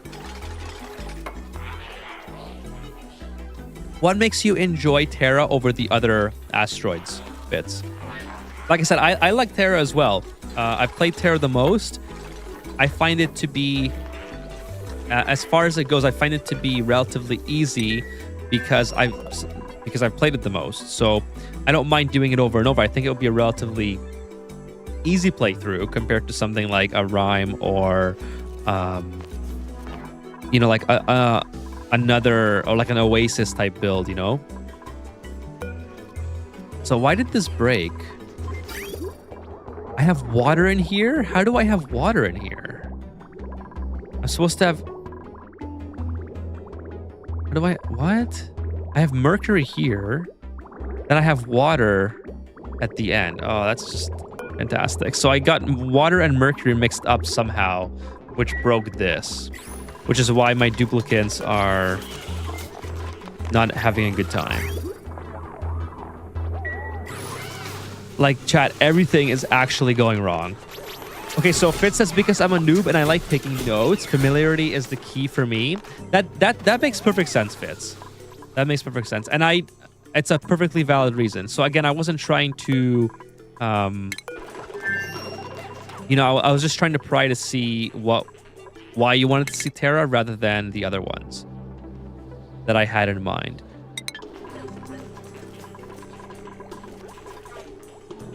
Frozen would also be interesting. Well, Frozen is... So, like, all the asteroids are kind of the same, except the start is different. So, like, on Terra, for instance, you have a lot of algae, and so that's going to be your main source of oxygen for the foreseeable future when you start, up until about cycle 200, depending on how many duplicates you have. Cycle 200 to 300 or whatever.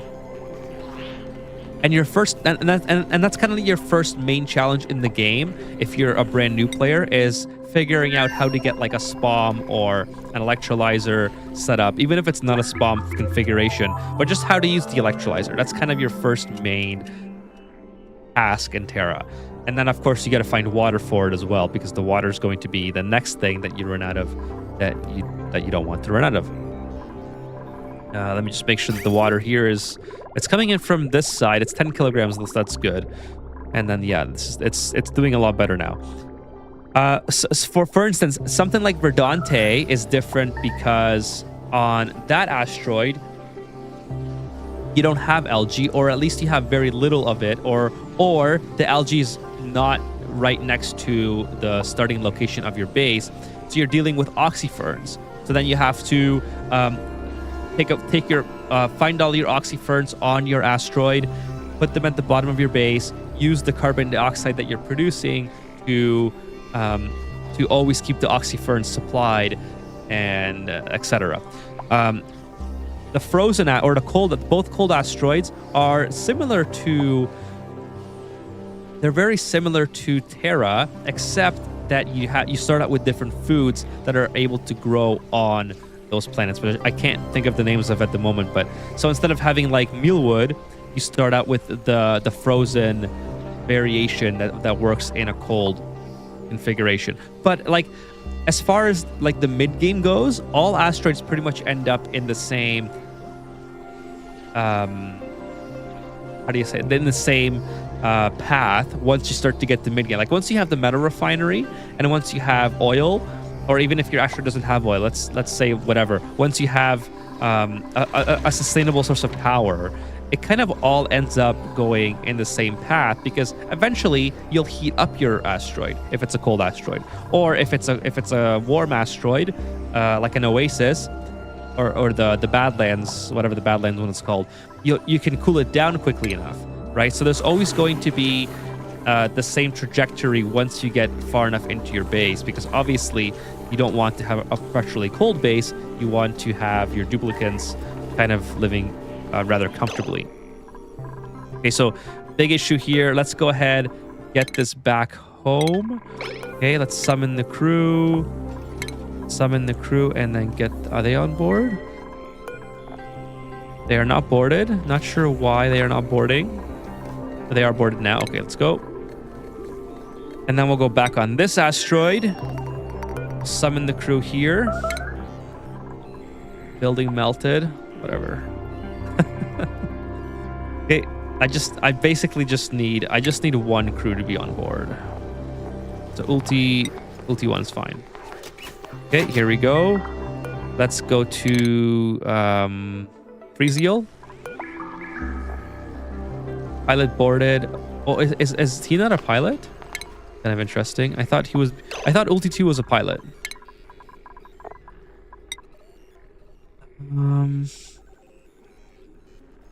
Okay, well, let's get Sunyar then. Is Sunyar happy now, or what? What's Sunyar doing? I'm just gonna wait till they come back, because I like to have both ultis anyway. So maybe the other ulti can go. Yeah, so we'll do that one. So yeah, I mean, that's kind of how they go. Like I said, I don't mind playing Terra again at all. I actually love Terra. It's my favorite order to play. I just want to play something different for the stream's sake, because I already have one Terra playthrough done. So I wanted to try something else. But like I said, Terra's really... Maybe what I could do is play the Terra variation of, Spaced Up, but then it wouldn't be the same if you wanted to take like pointers, right? I don't know. We'll see. We'll see, right? There's a lot that can still be done. A lot to decide to see what can be done, because I definitely want to play Factorio for a couple streams. Suddenly, endgame isn't quite so boring. Yeah, that's exactly what I was just thinking, Dark Frost. Everything is just going wrong. Like, nothing seems to be going right. Let's get all these. At least this asteroid's doing good. This asteroid is about to come to a halt because I have no hydrogen left. No power. Overheating. Everything is broken. We're at 61%. I'm not going to get this done today, am I? Insulated tiles are melting. That's this one, I think. Okay, where's the rocket? It's 1.5 cycles away. Okay, I gotta get someone on board. Just get Sunyar on board. Where is Sunyar? Pilot Sunyar, and let's go. Summon crew.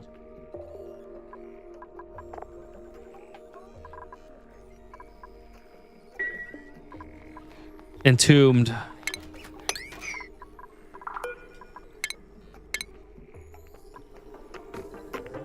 Let's go. Somebody please get to this. All right, there we go. Launch the rocket. And it's going to be a couple cycles to get there, so we're certainly going to run out of everything.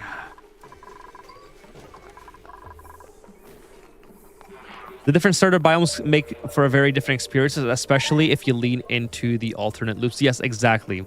That is that is kind of what's different. There's some asteroids that have a very different trajectory in the end game. Like some asteroids, you don't have all of the materials available to make it look like a Terra asteroid. But in general, oh man, everything is just going wrong here. In general, the biggest difference always comes from the start of your colony. Just build that all. Just build it all.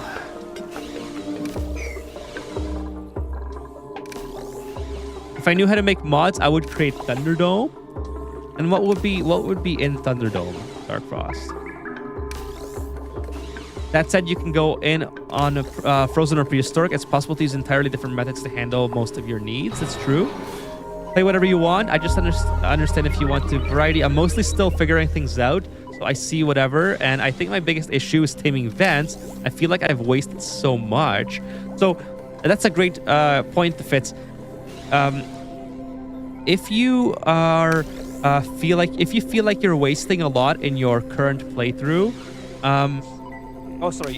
time on it that I just got bored. Okay, so if you are taming a vent for the first time, you should give yourself a little bit of patience to get it right until you figure it out once and for all. Like, for instance, most vents are really easy to tame, but figuring out this is all breaking too. Literally everything is breaking. Most vents are pretty easy, but you have to get it right the first time, and then you and then you can just replicate the same build over and over and over. Like, for instance, a copper volcano, a gold volcano, and an iron volcano all kind of follow the same method. Two steam turbines, an aqua tuner, a cooling loop inside for. I'm going very fast here, but I think I have videos of it on my channel, or I can break it down slower if you want. A conveyor rail, a rail to cool down the materials, a cooling loop, and so on. So once you do this once, and it seems like a lot to build for your first time.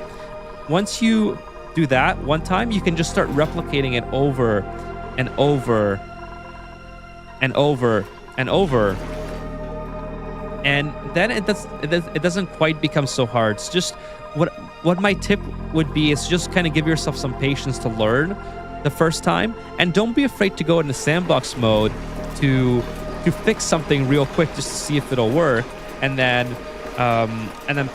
reload the game and then play through it normally, because oftentimes it can be very annoying, very stressful, annoying, or whatever to come in here where this volcano is, where there's incredible amounts of heat, fix something just to have a break again, and then your duplicates take a long time to fix that.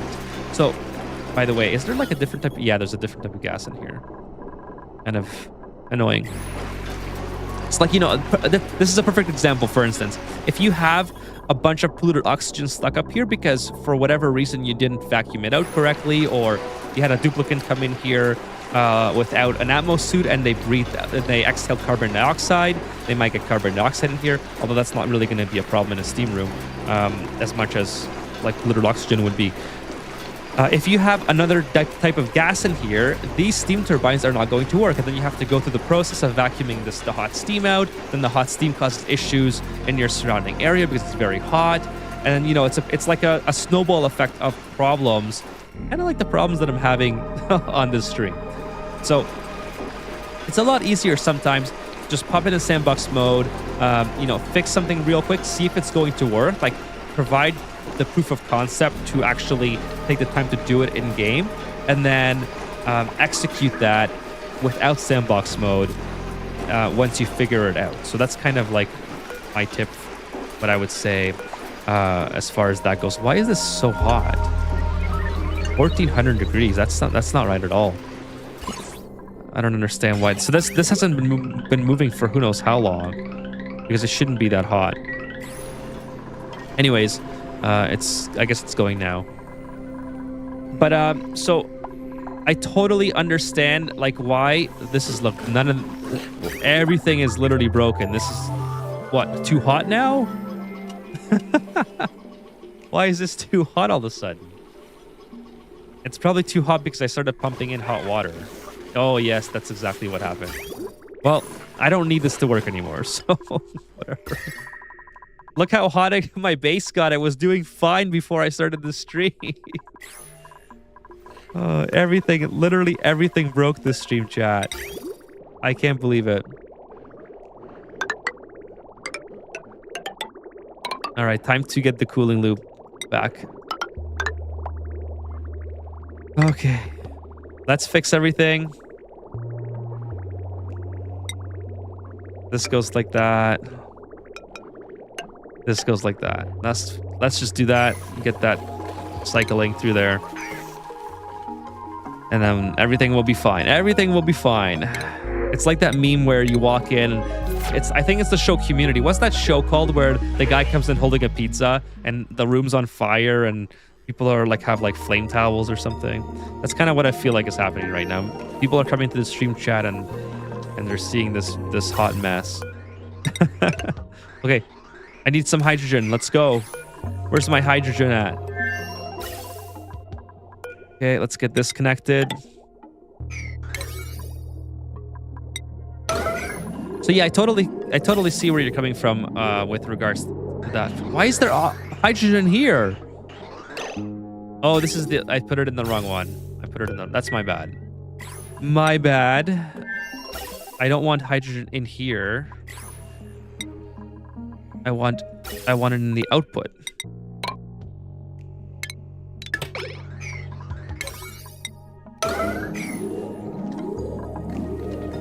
And then I have some water in here as well, which I don't care to use anymore. I can just make it work from in here.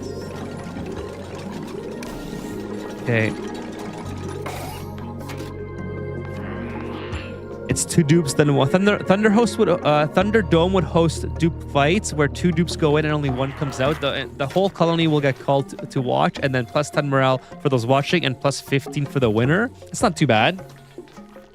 Thank you for the moral support again, Dark Frost, and for the Super Vesca. I definitely needed this stream. I don't know if I'm just rusty from playing Factorio, but things are just not working for some reason as well as they should be.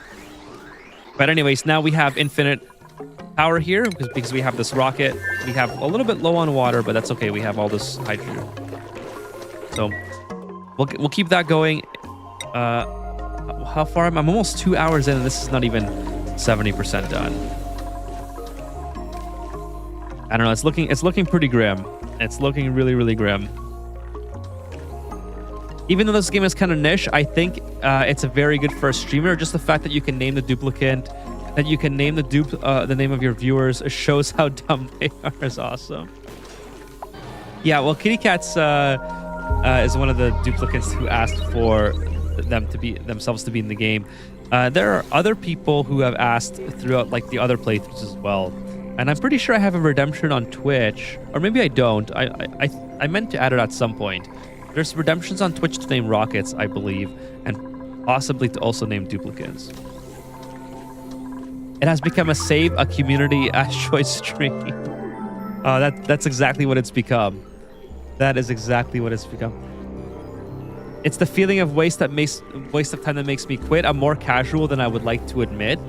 Yeah, and that's the problem that people run into with this game. Sorry, Fitz. I almost said Dark Frost. I'm responding to Fitz right now. That's the problem that people run into with this game, and that's why I try to make my tutorials cater towards like the casual gamer, right? So my overly explained series is, I think, a great example of a Terra playthrough that is like I'm just beginning to get to the point now, Fitz, where I am finally going to be taming vents in that game. And then you get to see how that is done. I did tame the natural gas geyser, which I got some feedback for or some questions on, and I kind of explained that in an episode that followed it up. And I try to do things like the most basic way possible, just to get yourself up and going, and to use the materials that are provided in a temporary way, and then you can learn how to do things in a permanent way, like later on in your playthrough. So that colony is a great example of I think a new player playthrough where I'm trying to just show you how to get to mid-game, and then that's when you can really start using the rest of my guides on YouTube in order to advance even farther. So if you are looking for a Terra asteroid like right now, a playthrough right now, because even if I play Terra on my next playthrough, it won't be until like very later on when I'm sort of like kind of past the mid-game point or like the late game point of Factorio. I would really enjoy getting that, done. Let's just disable auto repair and just build it again, because build it out of steel. Yes, please. I have 5,000 tons of steel now, so let's just do that. So yeah, I would highly recommend watching Overly Explained, and like I said, I do have the new video out coming tomorrow, and that's going to show you how to build your metal refinery. It'll show you how to get, like, I even have a very simple Draco farm and a glossy Draco farm in that game, and it's just to show like how easy it is to get plastic and reed fibers from Dracos without doing a very complicated build. So everything on my channel is supposed to cater to you know, like the new player, and trying to get them to advance past the early game. And early game really goes up until, I think, time you get the electrolyzer and a water source and things like that, where your colony is like kind of half sustaining itself. Not really, but at least it's got some legs on it under itself. You know what I mean? The show is called Community. Yeah, that's the show that I was thinking of. Yeah, that's an amazing show. I haven't seen it in a long time, but that meme is like forever ingrained in my head. So if my duplicants could hurry up and, you know, like disable this so I can rebuild it out of steel, that would be amazing. Hey, what's up? Let's see. Vignash Ram Amorti. What's going on? And welcome to the stream.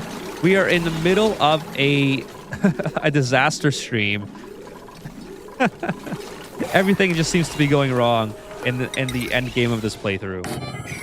So if you're here for that, you came at the exact right time.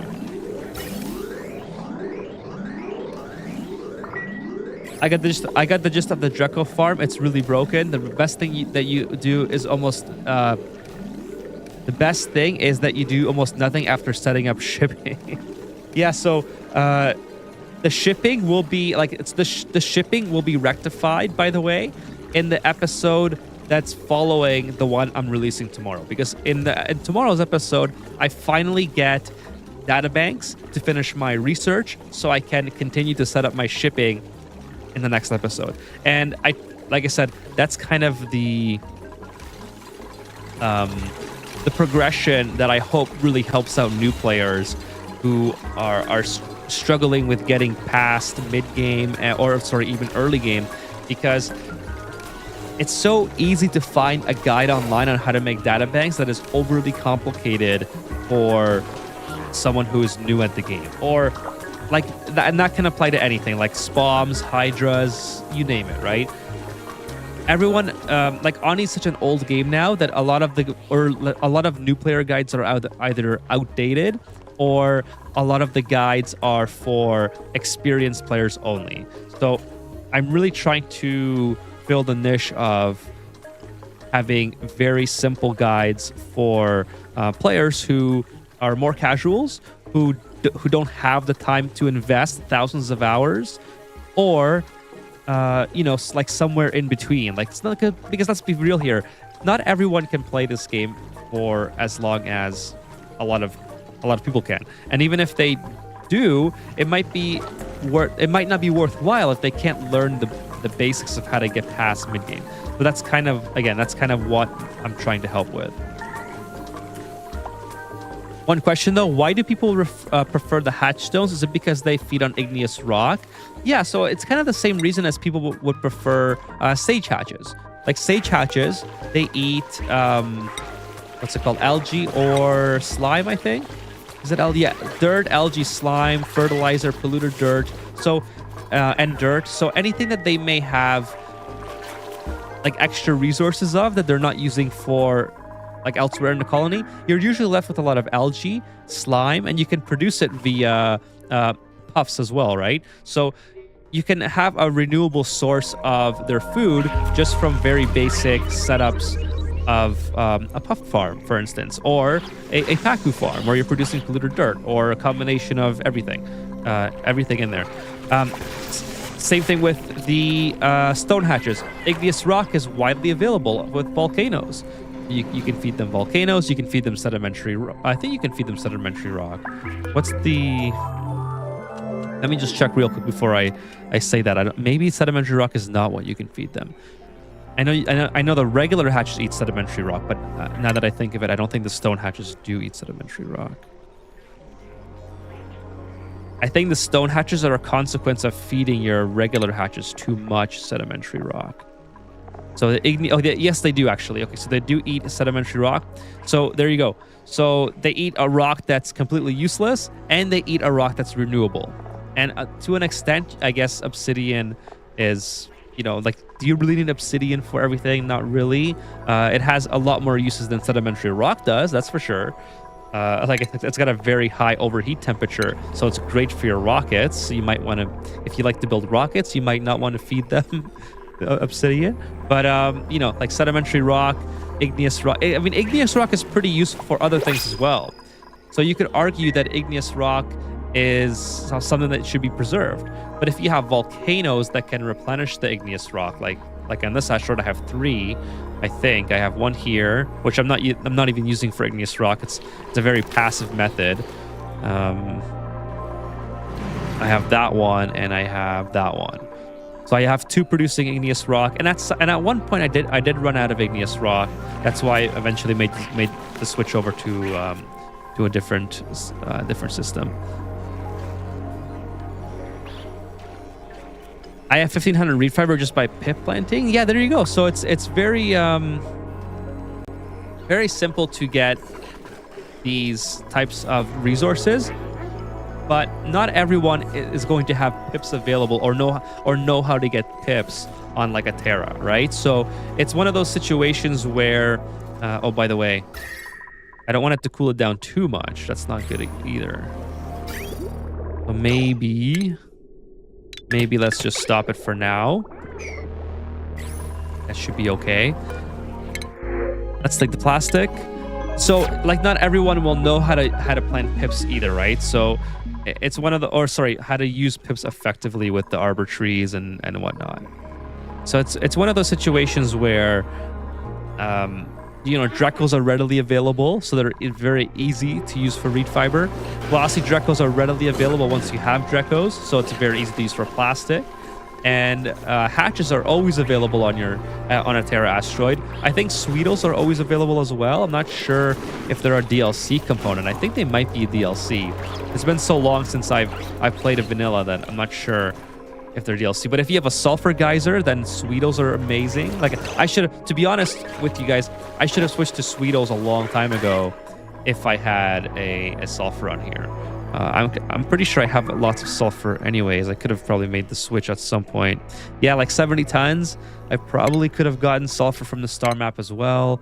Although it's not a lot of food for the amount that I was trying to produce anyway. So maybe not. Maybe it wouldn't have been the case. On the Overly Explained series, though, I will be going to sulfur. So I think I have 2 sulfur geysers on that asteroid. So I will be doing Sweetles on that one.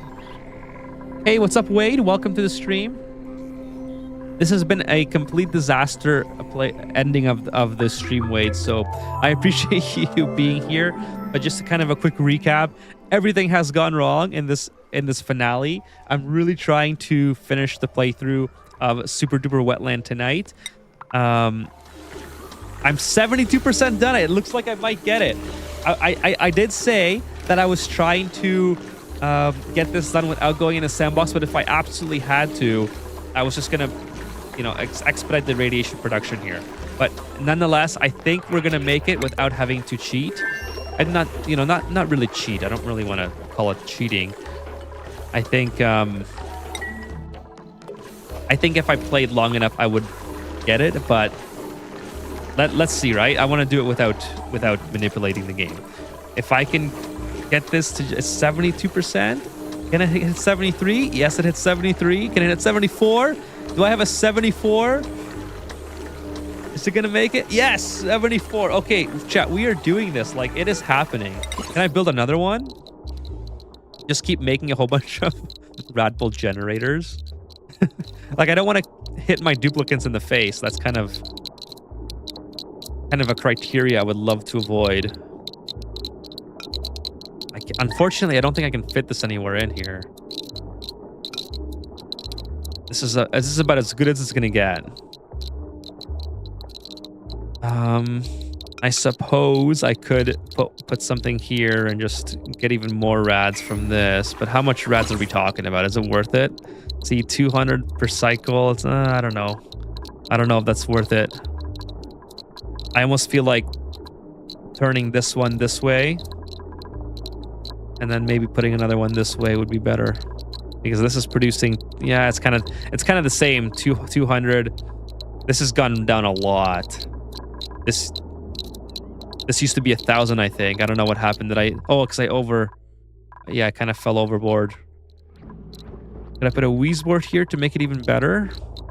I probably could. I probably could put a Wheezeboard there, actually. Do I have phosphorite? I don't have phosphorite. Do not have phosphorite. Do I have anything that can make like, what do I have here? I have a depleted uranium. I have more nuclear waste, which is like the best thing that I have. I only really have Wheezwords. I could send, you know what? I could send the rocket mission to send phosphorite. That wouldn't be the worst idea ever. Hey, what's up, Crawford? How are you doing tonight? Welcome, welcome. I just logged in. It's 12:30 p.m. with Saturday here in Brisbane. Nice, thanks for joining me tonight, Wave. For me, it's nighttime. For me, it is 10:30 at night. So I'm glad that you're joining me on your Saturday morning. Hopefully, you guys are having a great weather and all that stuff.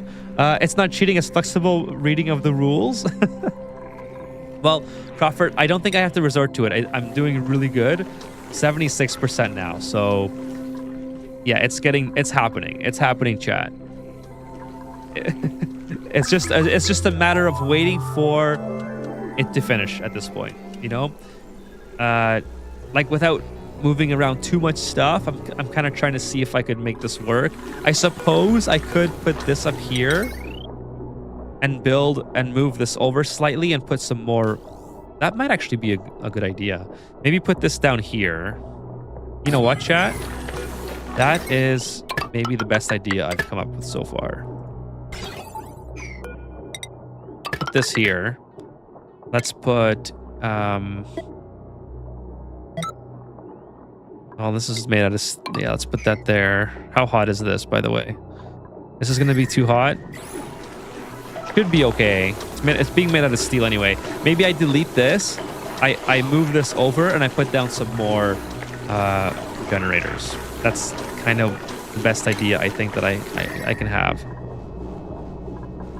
The cooling is doing okay now. That's good. But I need this done. I need this done first, and then I can do that. And then of course I have to bring I forgot about this. Let's just do that as well. Turn this on. Is this going to cause a problem? No, okay. So we'll get this done as well. No, it's happening without sandbox mode. I was contemplating doing sandbox mode if this wasn't going to work, but it's working now. I think it would have worked a lot better if I didn't have so many problems. But that's kind of what's fun. It would work better if you use the auctioneer voice when counting up. Why not plant some Wheezwords for that? I don't have any phosphorite. I was contemplating also sending phosphorite from the other, like taking it on here and putting a, what's it called? The orbital cargo shooter. That's kind of what I was just thinking about here. So I'll put one of these guys on. Yeah, it's just been a wild ride this stream. Everything that could go wrong has gone wrong. I mean, luckily everything kind of came back to normal. I ran out of water. I had 2 nuclear meltdowns. I'm not even bothering to repair that. I really just want to get the stream done. Like, sorry, not the stream, the playthrough done. So just forgetting about this altogether. Yeah, just trying to get this playthrough finished.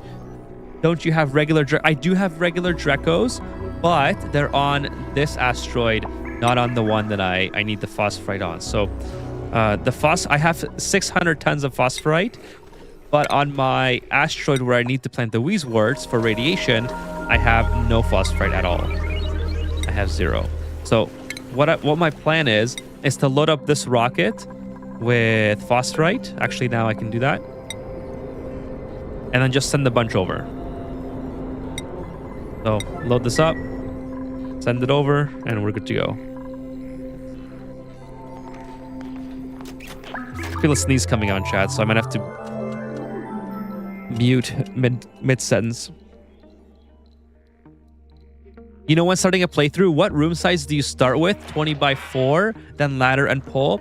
Great question. So wait, I don't try to limit myself. I try to make my base as big as possible before I run into the hot areas. So I talk about this a lot on on the Overly Explained series, and just in the playthroughs that I've done on YouTube in general on stream, where I don't like to dig into the hot areas. So like when you start a new asteroid, wherever you're starting biome is, go to your temperature overlay and look around to see what the temperature is in the nearby biomes. I dig until it gets to around the 40-degree mark, so until it gets to the hot temperature gauge. And the reason for that is I like to keep it's always easier to keep your asteroid cool than it is to try to cool it when you're very early on in your playthrough, because you're probably going to be on something like bristle blossoms, which are very sensitive to heat, and it makes no sense, in my opinion, to apply a lot of early game power, which is very precious, by the way. Early game power is pretty hard to come by, especially if you're a new player. So I like to try to not have my base heat up in the first place. So I don't try to limit myself to room sizes, because room sizes can negatively affect digging into those hot areas if you're trying to if you're not trying to avoid them and trying to make your rooms the size that you would typically want to make them. So instead, what I do is I just make my base first. So in this case, it ended up being let's see, looks like, what is that, 77 tiles? And then I try my best, although it's not always possible, to make it as even as possible on both sides. So like, there are certain things that have to be a minimum or a maximum size. Like your private bedrooms all have to be a minimum size of, I think it's 24 or whatever this is, right? Yeah, 24. And your mess hall, or what is this? This is the great hall or banquet hall. Your banquet hall has to be a minimum size, but it's good to keep it the maximum size to fit more decor items in there. Same with your bathrooms, etc. So the only constraint that I have when I'm making room sizes is to make them a minimum of 4 tiles high, and to go as far as I need to horizontally to make it symmetrical within my base. So I like to have 2 ladder shafts usually. I know that's it's not always ideal. Sometimes some people say it's better to have 1 ladder shaft. I think 2's fine. I wouldn't go more than 2, because then it starts to give your duplicates too many different directions to go, and too many pathing issues, I think. Or at least like more CPU usage or whatever. So as long as it looks more or less symmetrical, that's kind of what I go for. And then of course you have your irregular room sizes, like your Dreco farms. And this is a Dreco farm that, again, it's kind of like a very easy looking Dreco farm that I have on my Overly Explained series, but it's slightly modified to have farm tiles within it. So it's got a little bit of a build out or whatever, bulkhead maybe you would want to call it. So then you have your irregular rooms. So I never try to constrain myself to like 4 by 20 or whatever. I just try to make everything look symmetrical. How about using radiation? So by the way, did that answer your question, Wade? I hope it did. Let me know if you were trying to if you wanted to know something else. That was kind of the best that I can tell you based on my situation. Thank you, Dark Frost, for another sip of Esca. Appreciate it. What building can I put in my steam industrial sauna? My sauna is kind of large, 79 by 10. with 10 kilograms steam pressure, but unable to maintain temp. Okay, so if you have a temperature problem, you can try removing steam. If you have less steam, it should be easier to heat it up. Oh, sorry, I missed a question by Dark Frost. Let me get back to that after. If you have less steam, it's like the mass of the steam should make it easier to heat up if it's a lot lower. So maybe don't have 10 kilograms of steam pressure. That's going to reduce or cause you to use a lot of power to heat that up. I would go for let's see. Well, sorry, I'm thinking about the wrong numbers. I thought I read 100 for some reason. 10 should be pretty good. I'm sorry, I went off on a tangent there when I obviously I have too much Factorio in my head. So 10 should be pretty good. Okay, so if you are unable to heat it up 10 kilograms, then maybe try, like, do you have a water geyser or something in your steam room? Like, where is it? What's it called? A cool steam vent, for instance, or a salt slush geyser, because you can geotune those and produce even more heat from them than they would normally give you. So there's an option there. I mean, you could try even from there reducing the amount of steam. So maybe try 5 kilograms, but I think 10 should be okay. Again, for some reason I thought I read 100, even though I said 10. Like in my head, when I was processing the information. So metal refineries would be really good if you're running a metal refinery block that looks like this. But then again, you're going to have to run these consistently. Put aqua tuners at the very bottom so that any water that does drop and gets condensed is immediately heated up by the aqua tuners. Like you see, I have a steam room up here, right? I have about 50 kilograms and I'm doing just fine. That's why I said like 10 kilograms should be more than enough. You would want to put all your power producers in here that are not making byproducts, because that's the easiest way to deal with that. So like hydrogen generators are really good to put in here. Petroleum generators make polluted water, which is not too bad, but it makes dirt I think it makes dirt once it's off gases, right? The polluted water, off gassing, it makes oxygen and dirt. So it's not ideal, because what's the maximum temperature for this? 120. So you definitely don't want this in here. So you don't want any, well, unless you want to deal with the dirt, I suppose. But again, it's just another thing you have to do.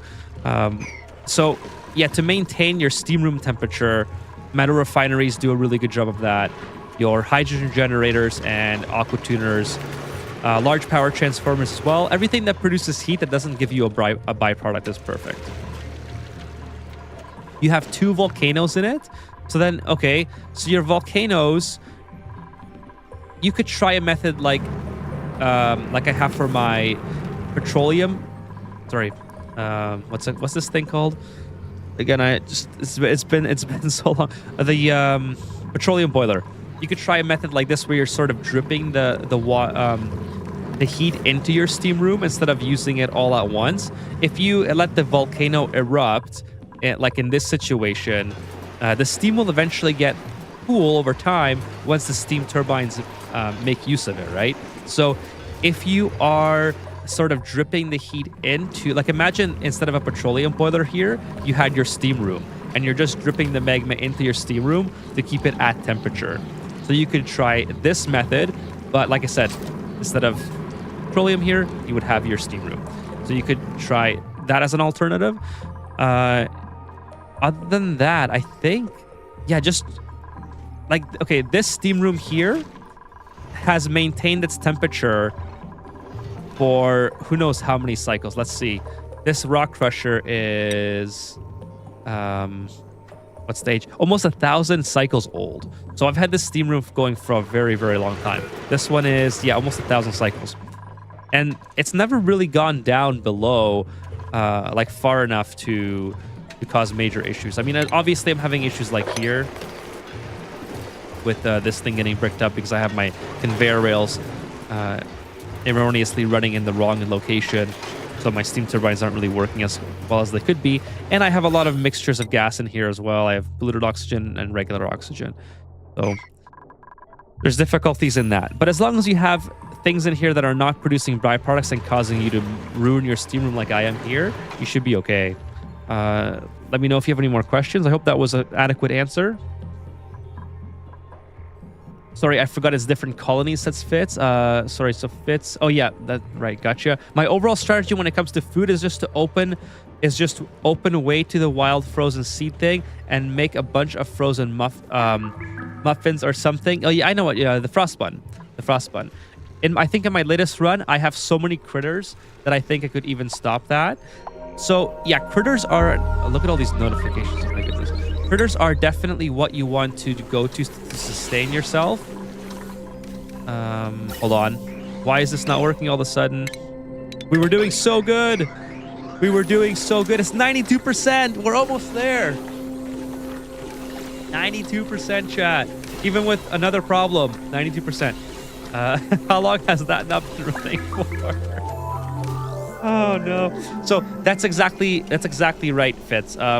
If you go to critters, you'll be able to sustain yourself a lot easier than trying to rely on the frost bun, because the cold biomes are extraordinarily useful for more than just frost buns.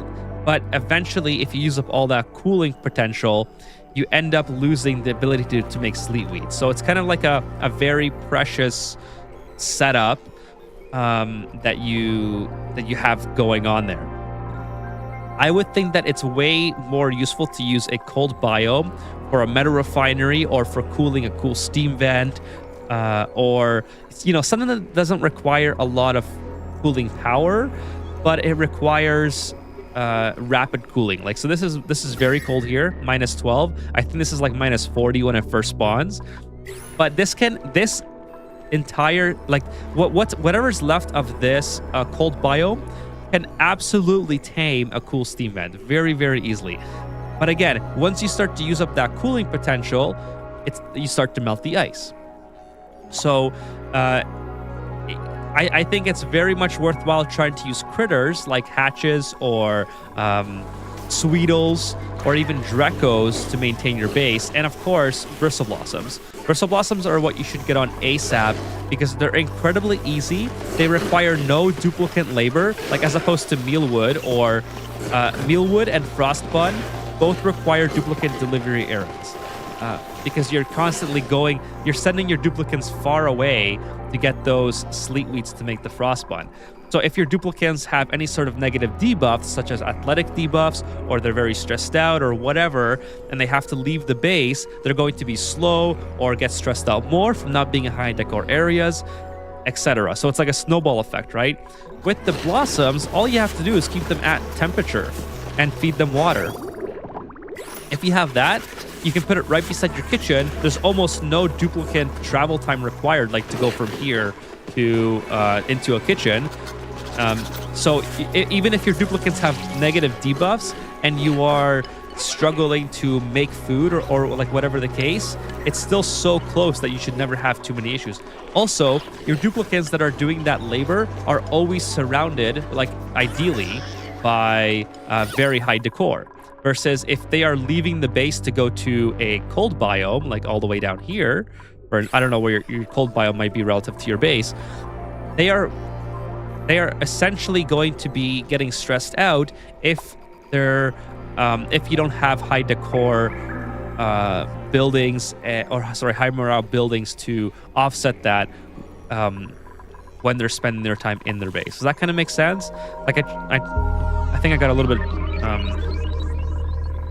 like went off on the wrong way of the tangent there, but so it's just like you want to have a reliable source of food that is that is sustainable and easy for your duplicates to maintain without going too far out of their way. Like you don't want to have any problems with your duplicates having to go too far and relying on that to be your main source of feeding your colonies. I mean, it'll work. Not to say that it won't work. It's just it's not ideal for again, you have to have your duplicates not get negative debuffs ever, right? In order to have that functioning. Okay, 96% chat. Here we go. We are doing it. We are 2.5 hours in and we're almost there. Okay, so Demon Work says, did we get any corium from the reactor? If so, that could help. Clearly, nothing could ever go wrong with the transporting corium. Well, good news is that I don't think we're gonna have to rely on that at all because I'm 98% now. So literally within the next 2 minutes, this will be it will be finished. Once this is open, hopefully I don't know if I have to destroy things here, but essentially I am going to send one of our duplicates. I didn't even have to do the boss fright method. So we're gonna deconstruct that. And we're going to send this rocket. This is the Artemis 2 rocket. This rocket was built during the Artemis 2 mission in IRL. And this is the rocket that's going to be going through the tear. Now, the question is, how many duplicates do I send through? That remains to be seen. But here we go, chat. The tear is 98%. There's a whole bunch of stuff coming in. I appreciate all that you're saying. By the way, I love answering questions, Fitz. Thank you for the sip of Eska. I definitely need it.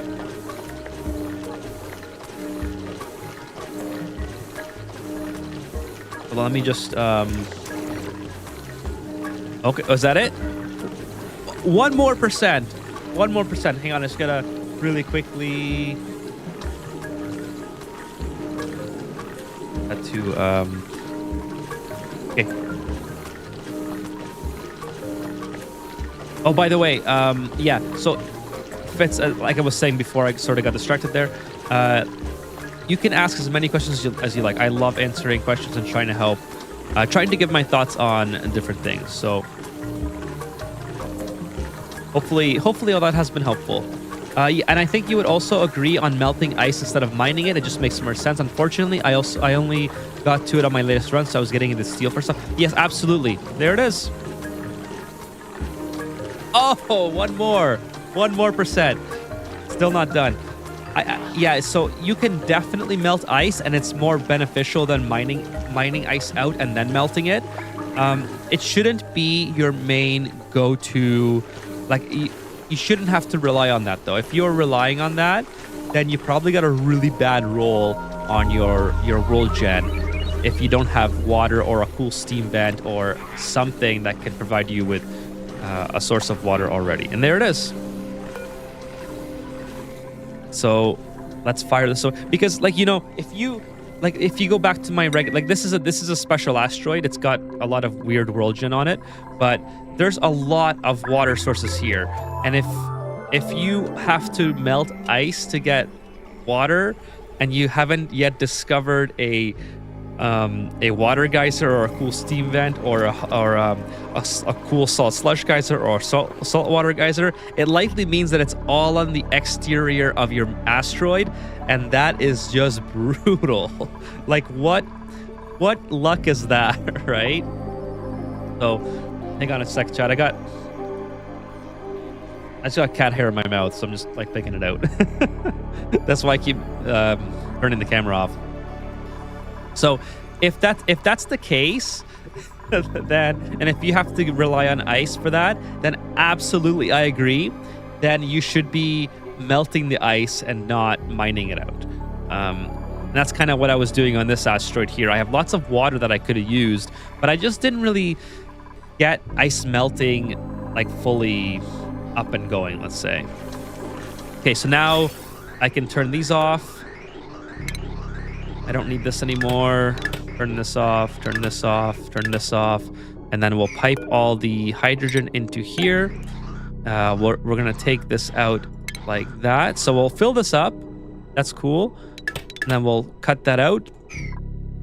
And we're going to open the tear. Here we go. Oh, there's going to be a meteor fire, right? Shit. I need more time to prepare because this is gonna get destroyed, right? Okay, so let's do this. Maybe do I have enough steel to finish this? I don't think so. You know what? I have the mod here to do this. So let's do... sand is not going to work. I guess let's do igneous rock. We'll do this here. Is the meteor shower on this asteroid? I don't even remember. Let's just build... Oh, that was funny. Okay. Let me just build these because I kind of don't want this to be destroyed. And then yeah, we'll fire it. Well, I have to open this to fire it. So we'll go in this way. And then, okay, cool. Terra opener fully charged. Or is it this one where I forgot where I got the meteor shower, but I'm gonna out of abundance of caution, I'm going to make sure that the other one is protected as well.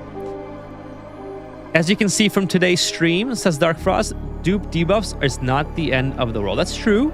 It's absolutely true, especially if you feel comfortable dealing with the debuffs that come.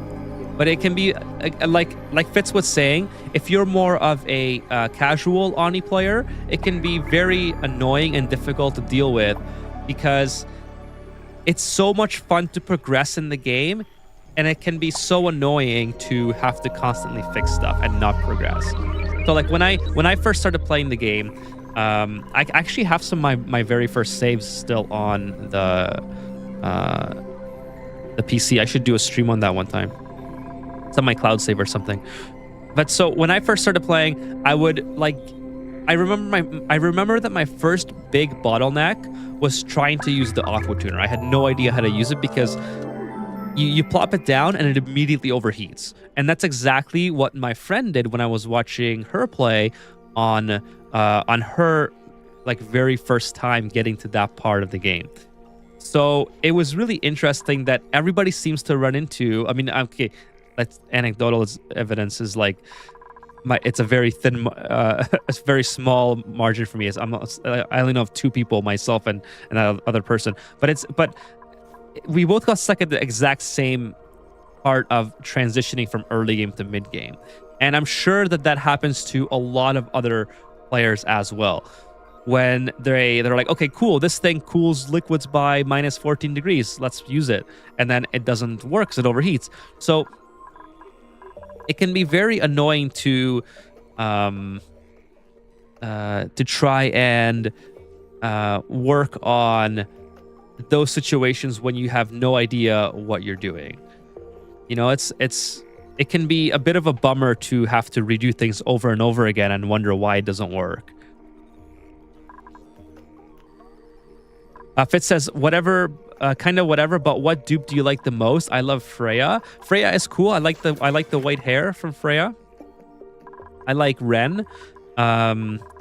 See, I'm trying to remember who's the other one that is.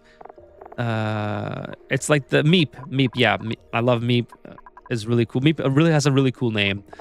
Freya is a good one with the white hair. I think Meep and Ren are probably my favorites. He ate the cats. I don't even know how I got it in my mouth. Like, the cats aren't like actively. I guess one of them is down there, so maybe that she was like cleaning herself or something, or scratching, and the hair kind of went in my eye or my mouth. I don't know. Do you have a? Okay, so Genias Key, is that how you say Genias Key? Welcome to the stream. Asks, do you have a next Ani project after this one, sir? So no, I don't have, like, if you're talking about a stream, no, I don't have a stream that I planned yet. I was thinking of doing, like, so I have a lot of ideas for the next playthrough, but I'm going to be playing Factorio for a little while, and then I'm going to be playing another. Why isn't this being done? Let's go. And then I'll be playing another Ani playthrough. So I'm taking suggestions right now on. Well, oh, it's because they can't get up here, I think. Yes, they can. They can get up this way. Right? I don't know. Let's just build some more of these. Let's just make it easier. Maybe they can't get up here. So no, I don't have a project that I have to work on after this. I am making more videos. There should be a new video coming out tomorrow on the Overly Explained series. So that's like, as far as the videos go, I have lots of videos planned. So yeah. Mine has steam vents for water. It's salt geysers, a hot and one cold. The cold is really, really valuable. I would make sure that the cold is always running and that you're constantly accumulating the cold liquids, because that will, you can use that for cooling along with water as well by desalinating it. Now, what I would say though is, if you are having a rough time trying to get through the game and you're not satisfied with the amount of geysers or vents on your asteroid, you should go on mapsnotincluded.org. So you can search that, or I can type it in my Discord or whatever. But mapsnotincluded.org, you can pick exactly which asteroid and what features are on it and get the seed and then start playing that. I absolutely love doing that because it alleviates the stress of having to look for water. If you're a new player and if your bottleneck every time you play is trying to find a source of water that you can easily tame so you can continue progressing in the playthrough, then finding a cool slush geyser early on is going to be so helpful in helping you enjoy the game more. I know some people enjoy the fog of war and not knowing where to find particular things. But I guarantee you, it is so easy to find or to have a lot of fun with your playthrough if you can find that one geyser to just help you continue your playthrough. This, well, I have almost no friends that play this game in IRL. This is just not anyone's type of game. People, I don't know. It's just not something that vibes with a lot of people that I know. It is what it is. Like I said, I bought one of my friends this game and they absolutely love it. And that's the exact same person that I was telling you about, where I fixed their asteroid on a live stream. But other than that, it's been very hard to try and find people to play a game like this. Everyone is more of a I don't know. I know people who like Minecraft, Call of Duty, what's it called, World of Warcraft. This is just a lot different than this is a lot different genre than what people that I know like. But it's okay. It's okay. It's not for everyone. Hey, Damien, what's going on? Just dropping by. Love the consistency. Thank you so much, Damien. Appreciate that. Hopefully everything is well with you. On Factorio, I can help you out better than this one. Ani yet is for me to understand. Oh, I got you. Okay. Yeah, so Factorio, I will be back on Factorio this weekend. I've been having a lot of fun with Factorio. So it's cool to have a different audience come by for that game as well. By the way,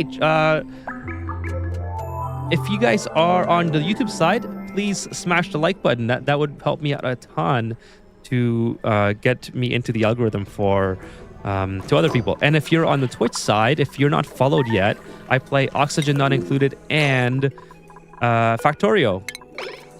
So hit the follow button on Twitch if you're not already followed, and on YouTube, smash the like button. That would help me out a ton.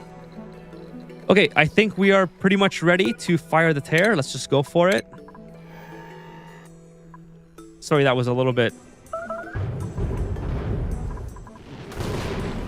Okay, cool. Well, there we go. The rocket's pretty much going to die. All right. Not bad. Not bad. Not as bad as I was thinking. I don't want to repair all this, though. That's going to be a big problem. The rocket pad. Anyways, they can work on that. The tear is now open. Tear is open. Let's go and send our duplicants through the tear. So we're going to send, I think it's only fitting that we send Sunyar on her rocket through the tear. And you know what? I'm sending Trivaldo as well because he got, well, where's Sunyar? Oh, is Sunyar on the other world? Is Sunyar on Frisiel? She's on Space Farter. This is Space Farter. Okay, well, I'll send Ulti then. I just need a pilot, so I don't really care who it is. I'm sending Trivaldo because he's gotten himself stuck way too many times. I'll send Hassan. And where's Ulti? Old Ulti's not Ulti 2. Where's Ulti 1? There's Ulti 1. Okay, so summon crew. Go through the tear. Why are you there, Eduardo? You know what? I'm sending Eduardo as well. I'm tired of Eduardo getting in the way. Get in. Okay, here we go.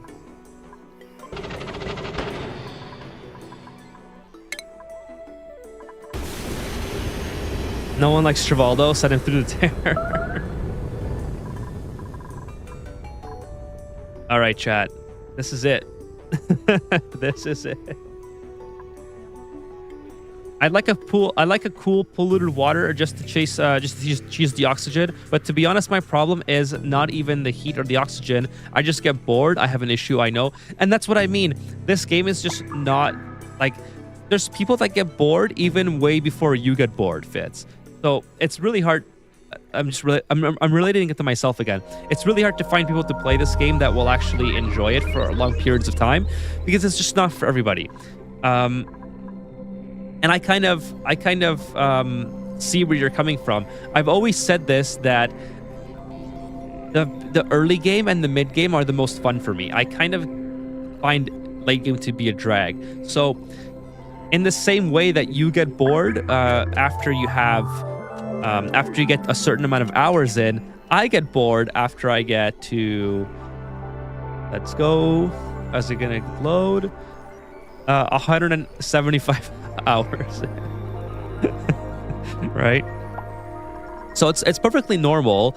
But if you are getting bored, it's maybe because, and again, I'm just kind of, again, personal experience here. It might be because you haven't gotten to that part that feels like the early game should feel like. So you know how when you're having a lot of fun early on in your colony, because you're designing things and you have, everything's going well and things like that.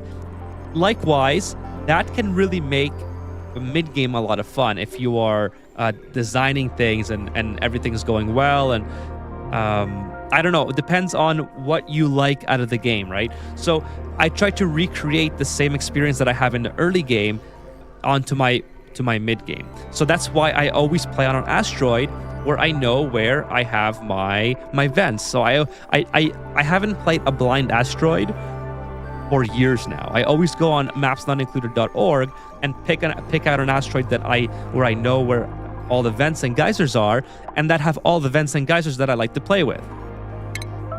Valdo has no food. That's okay, he'll make it. And the reason for that is because I find he's not gonna make 5 cycles. I mean, I gotta land. I gotta bring him back. The reason I do that is because one of my favorite parts of the game is taming vents and geysers, and so the more that I can do those actions in the game, the more fun I'm going to have. Case in point is this asteroid.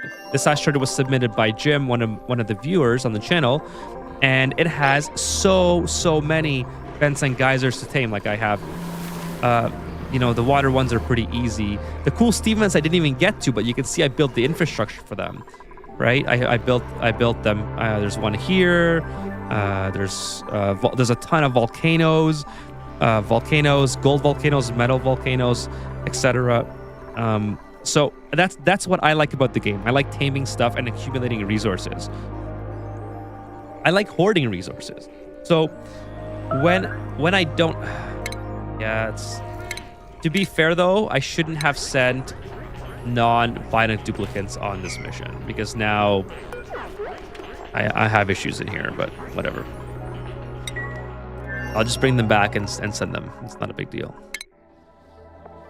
Trivaldo got to suffer a little bit. He's not going to make it to the Terra, unfortunately, because I have to put Berry Sludge on the rocket.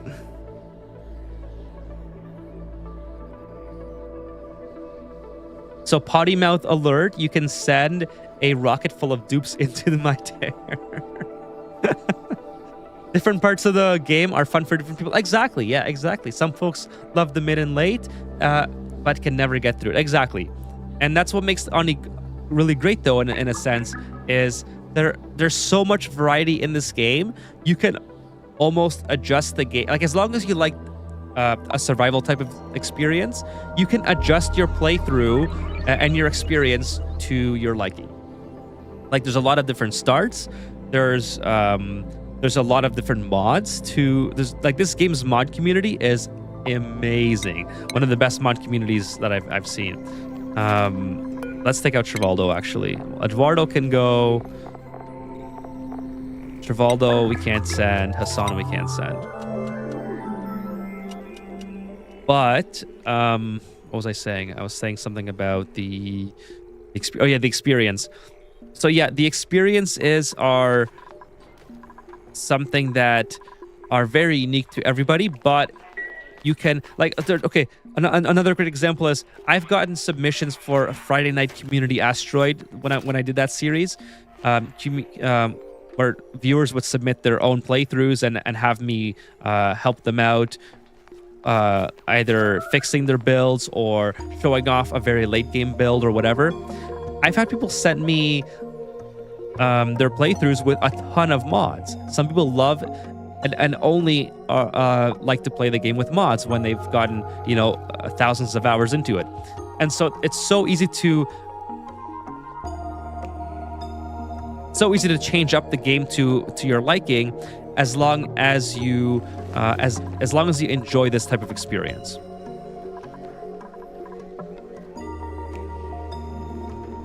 It can be very annoying to play an asteroid that doesn't have something that you consider mandatory, but the devs consider it optional. And that too, yeah, exactly. That's why I play on asteroids where I know where everything is, because I want to try to get to those. That's what's fun for me, right? I don't really like playing blind. I know it's like part of the game to play blind, but it's just not my cup of tea. Not in the same way as it is to play with an asteroid that I already know. Oh, I just caught that mute just in time. Wow. I didn't even have time to cover my mouth properly. Luckily, I didn't sneeze on my monitor.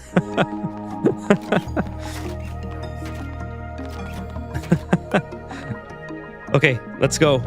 Again, summon crew. Everyone on board.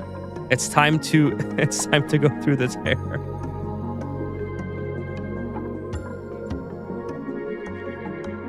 You should attempt the most feared playthrough of all, flatulence only. I could try that. That'd be funny. I mean, you know what? It wouldn't be that hard, to be honest. You could have an area just like this where you accumulate all of your natural gas, and you store it. It's just an added bonus. If you set up your base correctly, it's just an added bonus, right? Because the natural gas is inevitably going to fall to the bottom. As long as you get rid of your carbon dioxide, and you have like another layer of, like, you could have a carbon dioxide layer where all your carbon dioxide is stored, and then have an atmos sensor so you don't vacuum it all out. And then right above that, you have a natural gas layer. That, again, you don't vacuum it all out, but you keep enough in there so that you're not having to sort the gas as you always vacuum it. So that would be a really interesting playthrough, but I feel like as soon as you figured out how to do it properly, it would be super easy. Okay, let's mop up everything once and for all. I'm a hoarder too. Could you send the seed of this one on Discord? This is Squelchy. This is a Squelchy Asteroid, but it's a lot of fun. So if you go back to the beginning of this playthrough, you'll see, like, if you just kind of skip through the beginning episodes, you'll see that it's a lot of polluted oxygen in the beginning of the game. But it's like you don't it's so much polluted oxygen that you don't even need an oxygen maker until like very far in. I don't know exactly what cycle it was, but I didn't have to make any oxygen for a very long time. I probably did have some stuff set up just as a way to make sure that my pressure didn't go too low, but it's a lot of oxygen that you start with. By the way, Fitz, the seed for this one should be in the description of the video. Let me just check. Yeah, so the seed is in the description. I highly recommend you try this one. It's a lot of fun. There's a ton of geysers. So like I was saying, there's a ton of water geysers, of variations as well. Regular water geyser, saltwater geyser, cool slush geyser, more cool slush geysers. There's all the volcanoes that you need. It's a lot of fun. Damn it, Trivaldo, we can't get rid of you. No, unfortunately, I'm stuck with Trivaldo. But we're 5 cycles away from finishing the game. I honestly can't believe it that it's happening after all that we went through at the beginning of this playthrough. The first hour and a half was a complete disaster. But you know what? It wouldn't be a space mission. Like, I'm pretty sure NASA had issues with all the Apollo missions at some point. So it wouldn't be a space mission without some serious hurdles to climb through. Send me some Terra, please. I want to go. I want to go blind with your seal of approval. Okay, so Fitz, do this then. Go to my. Yeah, I'm gonna send you one in the chat actually. While I'm waiting for the spaceship to finish, I will send you one.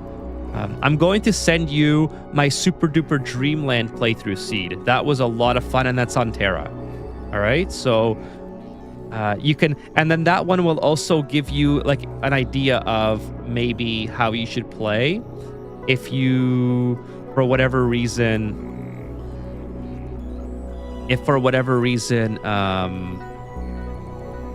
so here's this is for my Super Duper Dreamland playthrough. This is the very first playthrough that I did on stream actually. So if you go back and look at the playlist for this, I was a very, very new streamer, and there's probably a lot that I've improved since. I would hope that I did. But it's called Super Duper Dreamland. It's a lot of fun. I would highly recommend playing that one on Terra. And you can, like I said, you can sort of scrub through. You know what, Ulti? You're just gonna have to deal with it, bud. I don't know why you're like, is there no water in here? Oh, there's no water in here. All right, well. Oh no, now are they gonna even make it? Now Ulti's gonna be stressed out. 4.5 cycles. I hope so. I hope so.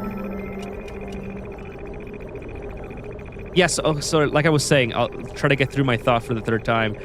You can go to my Super Duper Super Duper Dreamland playthrough and sort of scrub through the playlist and see how I progress through the base. So it doesn't like immediately spoil it for you. But then if you need like direction, at least you can get that from that playthrough. The fart box, that would be a good one, Fitz. Actually, that would be pretty funny. I won't send you a save because I know you would say there's nothing wrong here. Why are you struggling? No, come on. I wouldn't do that. I would give you constructive. I have a lot of feedback I can give for new players. Like even as something as simple as just how your base is laid out, there's something always wrong with everyone's base. Even my base. Like nobody's base is absolutely perfect. The game is designed in a way that it's very hard to make things absolutely perfect if you're playing mostly vanilla. Obviously, there are mods and methods where you can sort of not break the game, but sort of exploit certain things to make your life a lot easier. But if you're just playing most of my mods are visual mods, for example. So if you're just playing mostly vanilla in that regard, and if you're not using too many tactics, there's always something that you can do differently that might be better depending on your playthrough or your situation. Of course, not everybody plays the same way, which is what makes this game so interesting and fun, is that your way of playing is definitely going to be different than my way of playing. And in turn, the community is always learning from one another. And also, like, it's so easy to change it up to your play style as well if you feel like whatever someone else is doing is not like optimal or whatever. Does Ethan have slime lung? I might have slime. Is my voice raspy today? It feels like I'm getting dry more often than not today, but I have been talking a lot, so that could be it as well. Took a complimentary sip of Esca. Maybe the lack of taming, I guess. Maybe. I'm reminded of the time they fixed CO2 scrubbing with duct tape. I don't think I remember that. Thank you for this. I'll take another sip for you. Thank you so much, Dark Frost. One small step for Sunyar, one giant leap for Ethan. So there are 3.5 cycles away. By the way, let's take a look, because yeah, Ulti's gonna get a little bit stressed out, but you know what? Let's unequip the suit. He can breathe in here, so it's not a big deal. Mop this up, and then he should be okay, I think. I'll go in blind first, but then restart and look at your playlist. That's what I always do, to be honest. I always go in, I always try to restart once I hit like a bottleneck or I'm not having fun. I'll always try to restart and make sure that I am having fun. That's like the most important thing for me.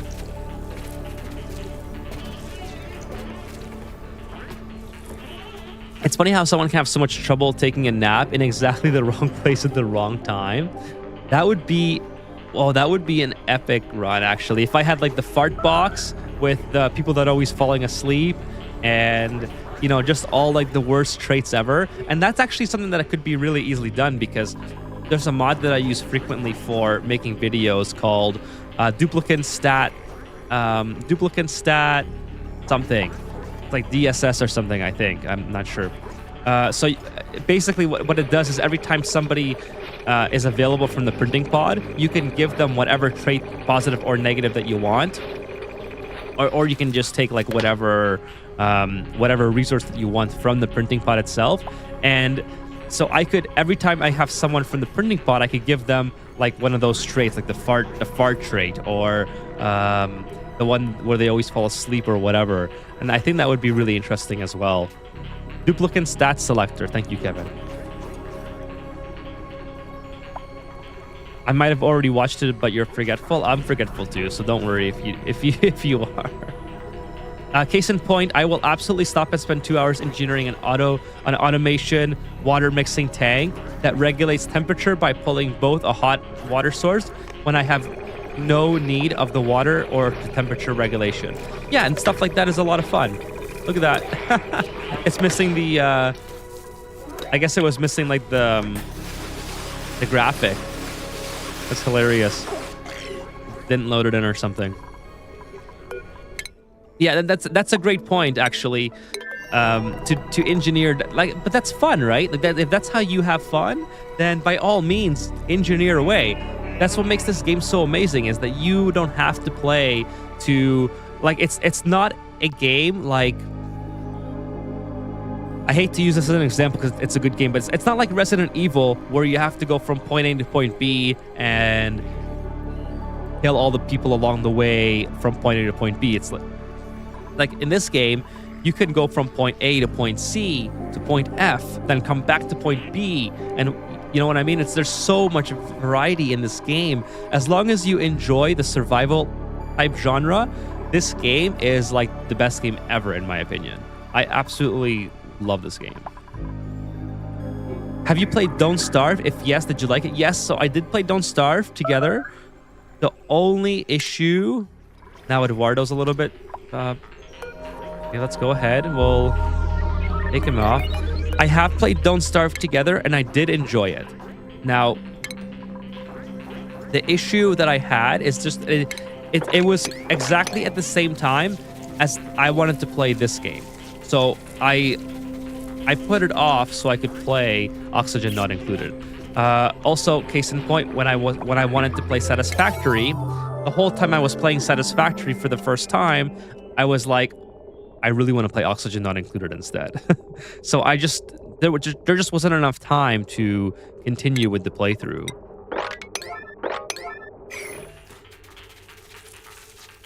But yes, I did enjoy, for the time that I did play it, I did enjoy it. Why is there no eating rat pill animation? Yeah, I don't know. That was kind of weird. I'm pretty sure it's just a glitch. Probably I've had so many glitches already, or sorry,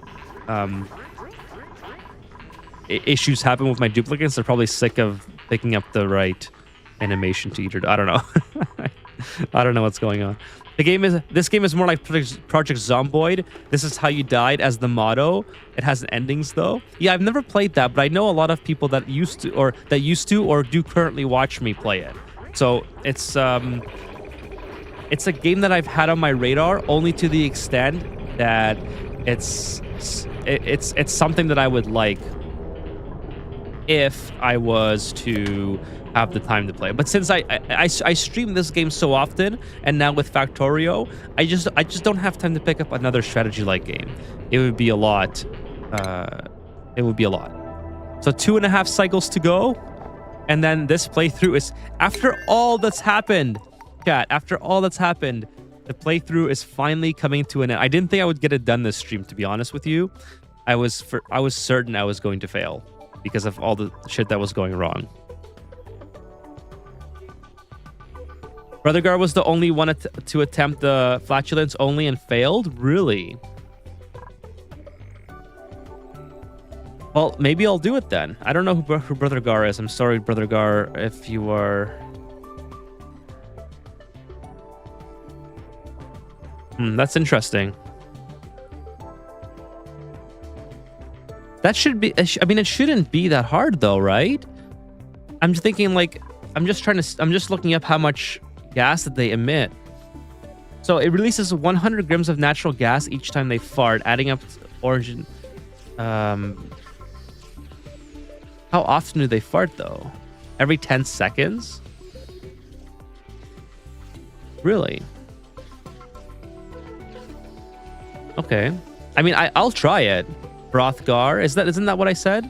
Brothgar? What did I say? I know I always say, hey, thanks for the moral support. Dark Frost, we're finally there. Appreciate it. He's one of the big Oni streamers, but his account got hacked and he never got back into Oni stream. Well, that's a shame. That sucks. But anyways, yeah, so I wouldn't mind trying it again on his behalf, I guess, and seeing if I can... I mean, it doesn't seem like... I would definitely use the mod so I could always select a duplicate that has the flatulence trait, right? Like that would kind of be the point of playing it. I wouldn't constantly re-roll until I got somebody with that. It doesn't seem like it's that hard, but maybe. Yeah, like Demonworks is saying right now, you have to be on top of it. I would absolutely do that as a challenge. Maybe that's what we'll do next. Whatever asteroid I decide to play on, that might be a lot of fun to try. Just to see if I could stay on top of it. Because I do tend to get a little bit careless as I play the game more and more. So it would be interesting to see if I could do that.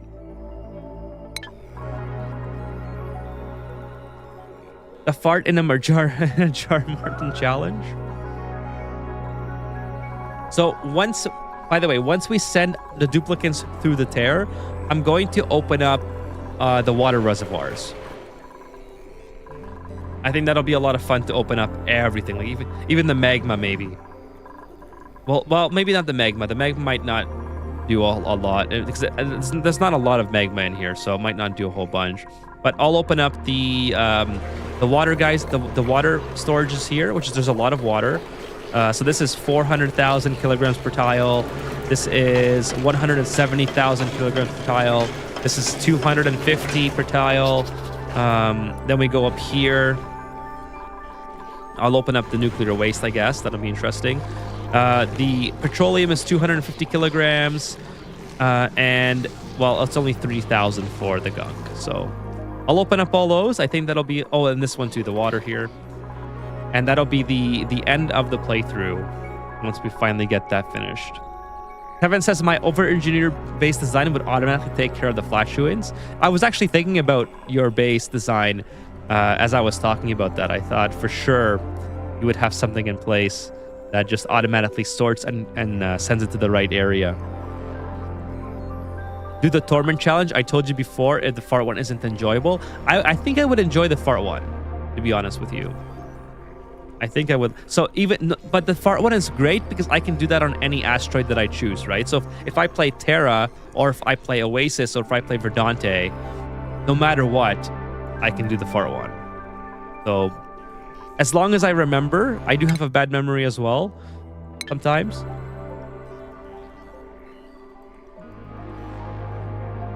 Sorry, chat, that's yawn number 1. That's why I started early today.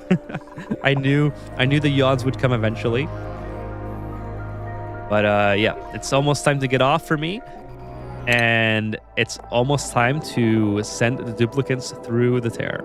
So very, very cool. Finally, it's been a lot of fun. I did plan to do a little bit more on this playthrough.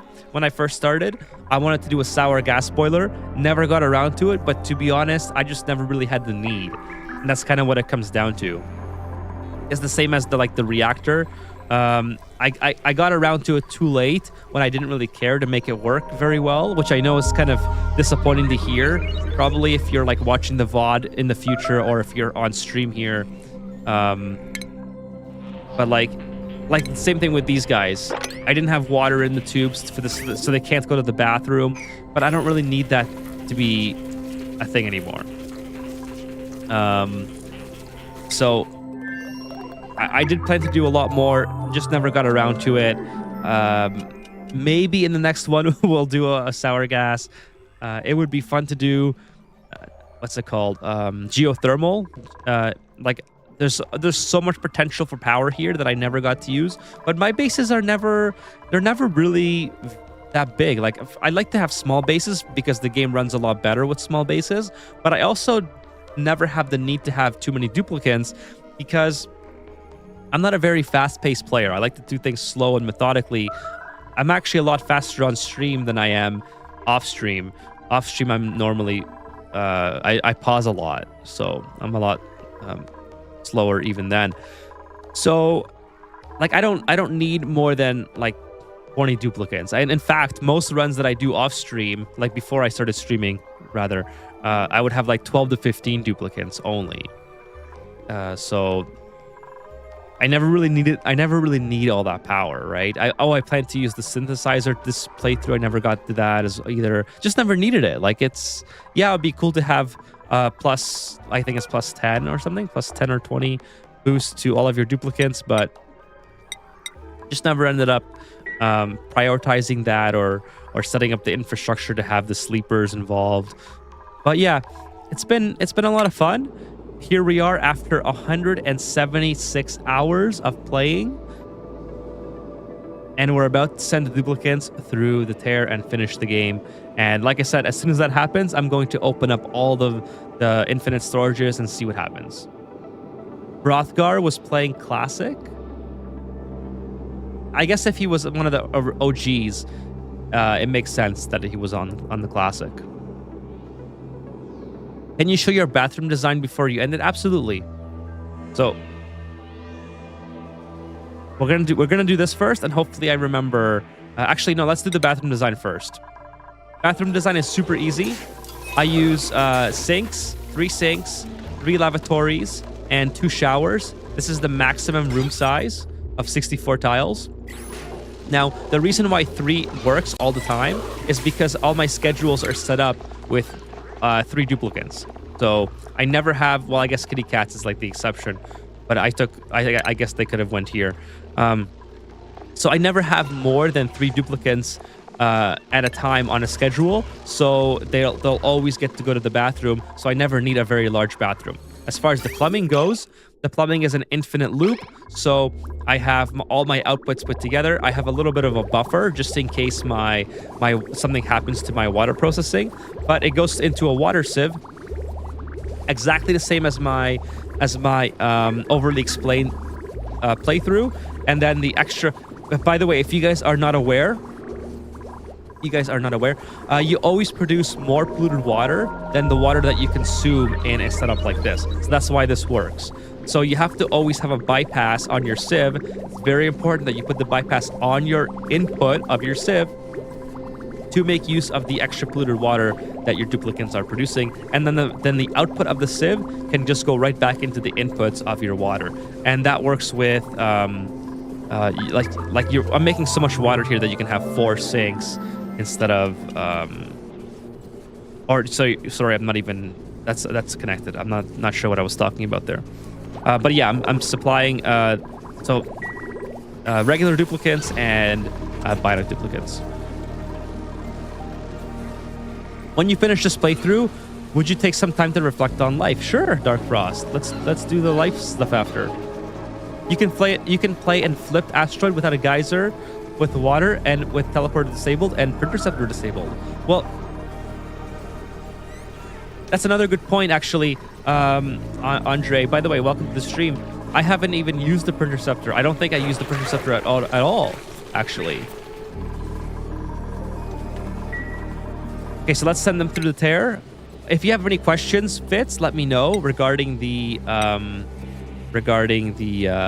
bathroom. But okay, if you have not gotten to the end of the game yet, there's gonna be a spoiler here. Okay, it's not a big spoiler. It's relatively minor, but you might want to mute and look away for about 2 minutes if you have not beaten the game. All right, so fair warning to everybody, in 5 seconds to mute or look away, whatever. It's not a big spoiler though. It's not gonna ruin the game for you, I don't think. It's just if you want to see this on your own. All right, so 5, 4, 3, 2, 1, here we go. Imperative achieved. The Great Escape.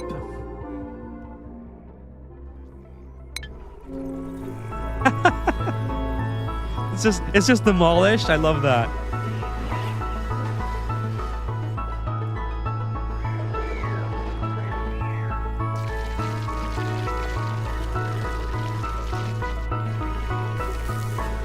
It's cool to see all of the like most of the asteroids have something going on them. Like the last time I played this, it was just the printing pods put down.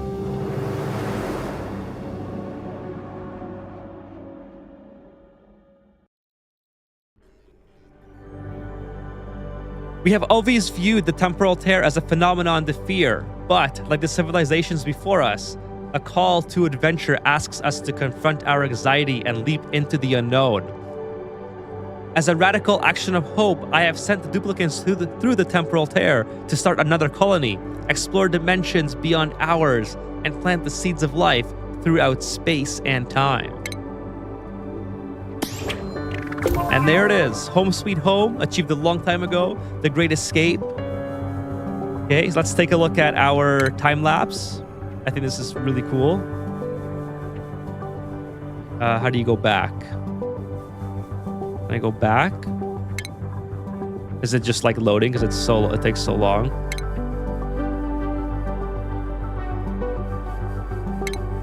I don't know what's going on there. I think it's just so many pictures or something. Here's my total oxygen produced. Kind of interesting to see. I made a whole bunch and like some peaks. Calories, I have.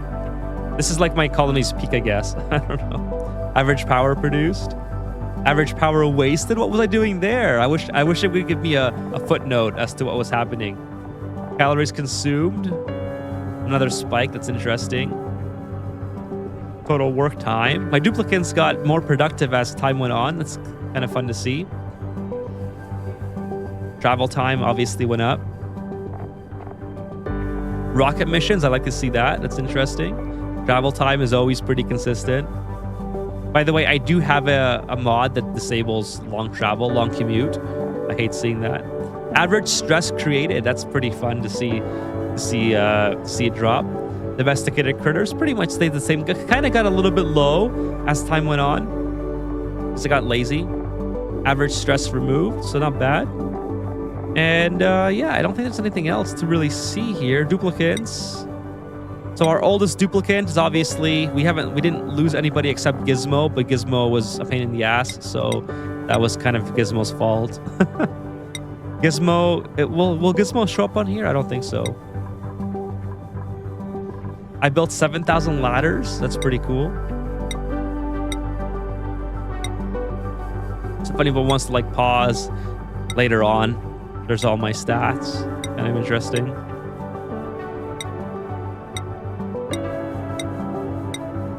Only 7 deodorizers.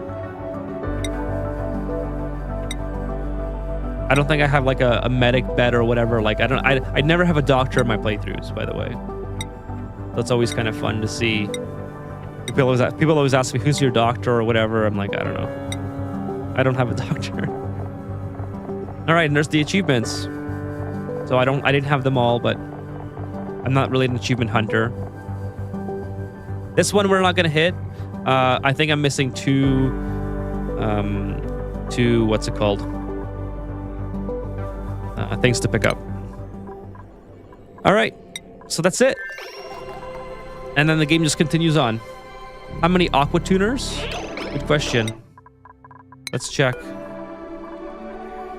By the way, yeah, we're missing, 8 out of 10 unique whatever artifacts. How do you get to the summary? There it is.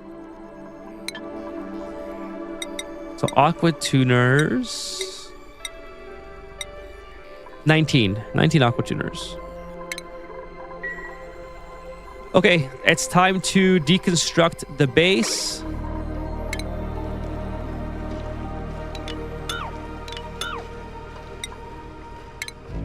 Sorry, I'm gonna catch up with chat in just a second, but I have to do this. This is ceremonial. So we're gonna end the playthrough like this.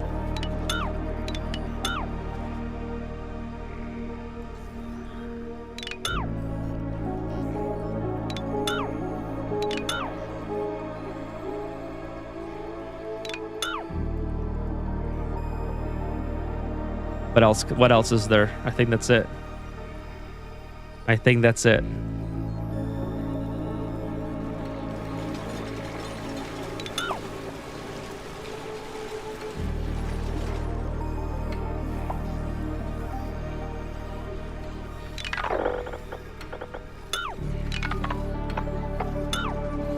Let's see what happens. I mean, it all has to go through this little tiny gap, so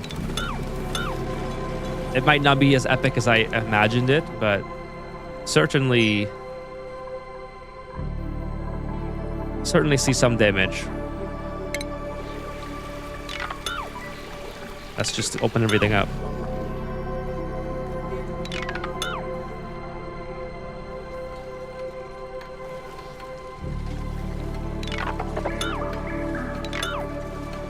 Okay, so while this is happening, I'll catch up with you guys, and then we can reflect on life a little bit.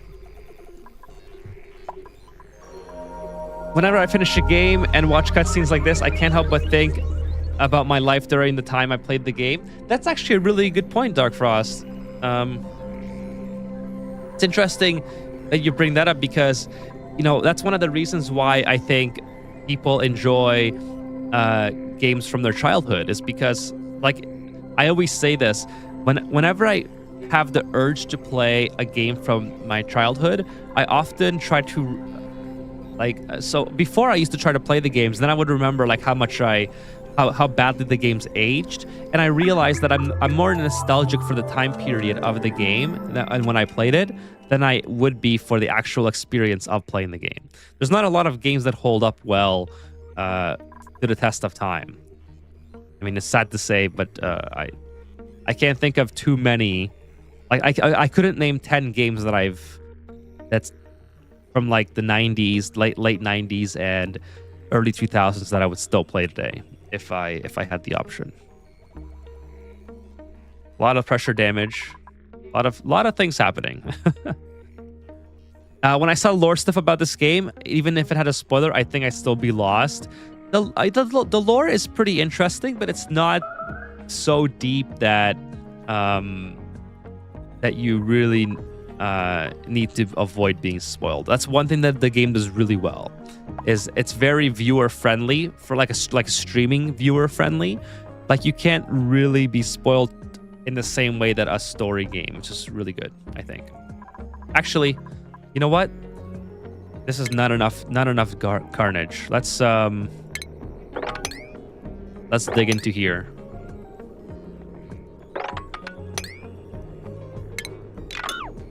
Do a couple things there and a couple things down here. That'll be fun. A little bit more fun to be had.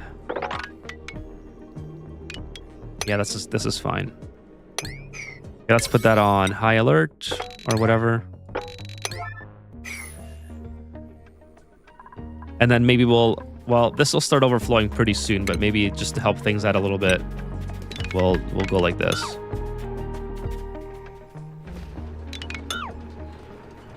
And then we'll just take that off. All right. I don't even know if it was really a spoiler for me. Yeah, it's more like a milestone kind of thing. A kilogram of barbecue a day keeps the doctors away. Yay, chaos. So, where were you? Where were you guys when I started this playthrough? Were you guys even watching me when I started to play? I know I have a lot of new viewers, but like Dark Frost was saying, to reflect on life a little bit. That's interesting to thing to think about. Like, how many of you watched me start this playthrough?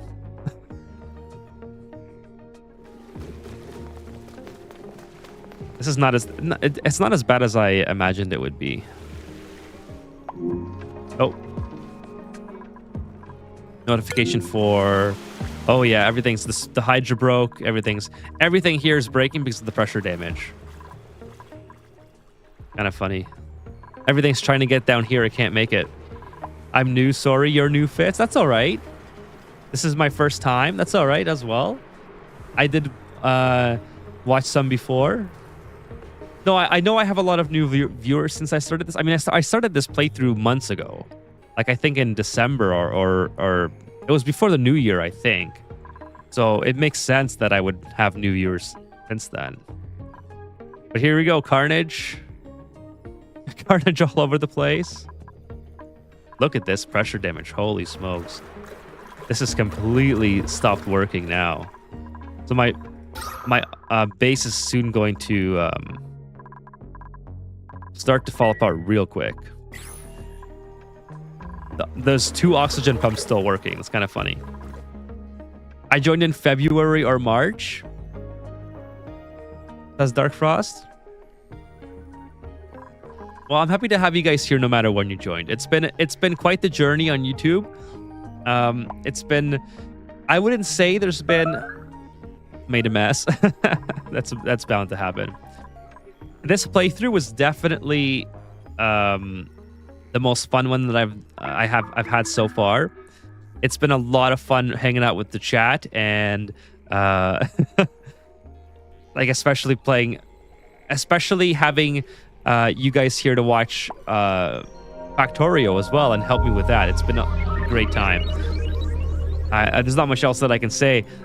I've seen viewers come and go. It's been interesting to talk to everybody. I don't know. I'm still kind of a new streamer, right? Like I've been streaming since last August, so I'm like coming up to a year very slowly but surely.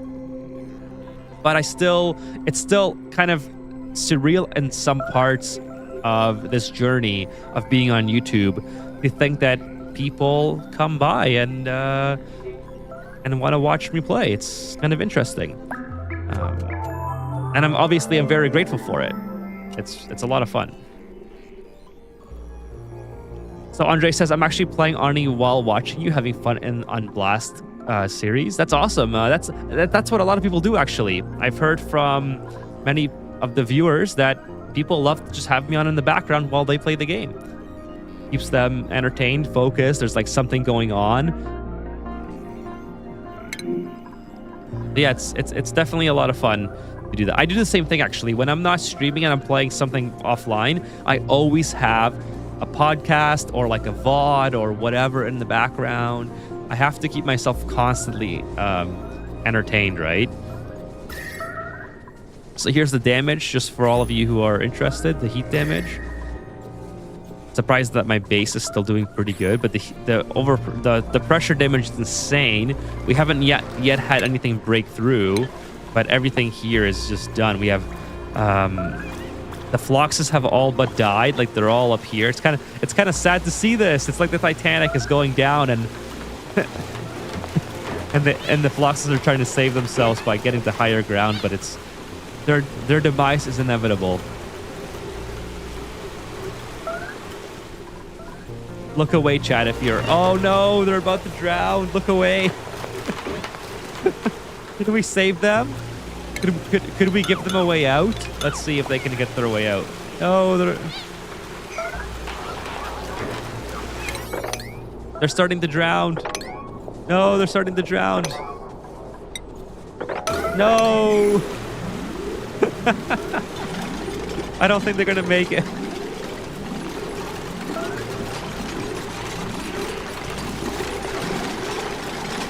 Oh, they're going. They're going. They made it. They made it out. Oh, they're up here now.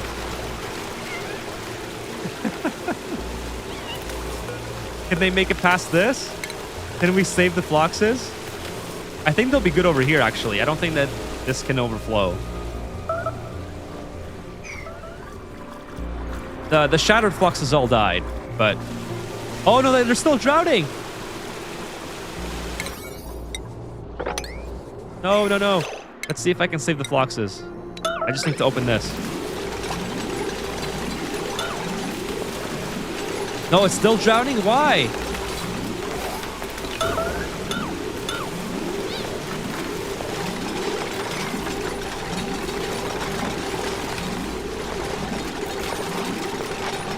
Oh, I don't think they're gonna make it. It's just too much water. Yeah, it's just too much water. They tried their best, but no avail. I could build them a ledge, I think. No, they're starting. No, they're all done. Well, look at the oil spill. Oh my goodness, that's how much oil I had. All this sour gas down here, 900 degree sour gas.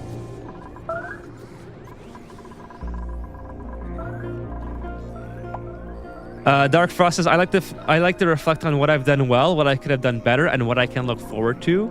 That's always good to do, Dark Frost. Honestly, even about life in general, it's always good to just take a moment and... This is so sad. What the fuck? By the way, what are they for? They were for wood. They make wood. No, that makes sense, Dark Frost. I like to do that as well in IRL. Sort of meditate a little bit and think about where life is going, what to do next, what I could have done better. It's always interesting to try to do as much as you can to be a better person, basically. Not just for like yourself, but for the people around you, right? Too bad the exploding nuclear reactor would just be a normal day for this playthrough instead of a send-off. Yeah, well, this is the best way to end the stream, to honestly, like, the way this playthrough, or sorry, this stream started with everything going wrong. I'm surprised I even got to the point where I was able to send the duplicates through the tear. Like, so much happened. Like, look at this. just absolutely obliterated. One of the duplicants died on here, actually. Where's the... Yeah, Sunyar's here, but Chip died. When did Chip die? Where's Chip? I don't know where Chip is. I think... I wonder where he went. I only have one duplicant here. That's kind of sad. Chip did his best, but... Oh, wait, is Chip just in the rocket? Oh, he's just in the he's just in the rocket crafting. Frostastic, hey, what's up, Frost? Just pour everything, yeah. Everything is done. One thing I forgot to ask: that seed that you sent here was for classic or spaced out? It was for the spaced out DLC, but classic map. All right, so not vanilla, spaced out classic. It's a lot of fun, that seed. So I hope you enjoy it. I had a great time playing.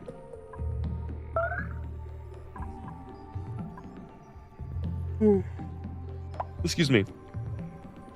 I can't believe someone still has the sparkly. Oh, me. Yeah, I guess they're starting to succumb to the like there's no oxygen anymore, right? So that's pretty much it. So chat, we're gonna call it. This is just total chaos now. We're gonna call it here for this playthrough. Super duper. Oh, lashing out. This is the first time I've had duplicates lash out in this playthrough. It wasn't really included. So chat, if you're still here, thank you so much for watching this playthrough. Please smash the like button on YouTube. And if you're not already followed on Twitch, please hit the follow button. I'm going to be playing Factorio in the upcoming days. And then we'll come back to Oxygen Not Included in a couple of weeks probably. But Factorio for sure. I really want to keep going on that. If you are on Twitch and you'd like to check out my YouTube channel, it's down in the bottom right-hand corner there. If you're on YouTube and like to check out my Twitch, it's in the center. And if you'd like to come on Discord, there's a lot of great people on Discord to help you out on Oni, or if you just want to share ideas or whatever the case is, my Discord is on the bottom left. All right, so this is it for Super Duper Wetland. I keep wanting to say Dreamland.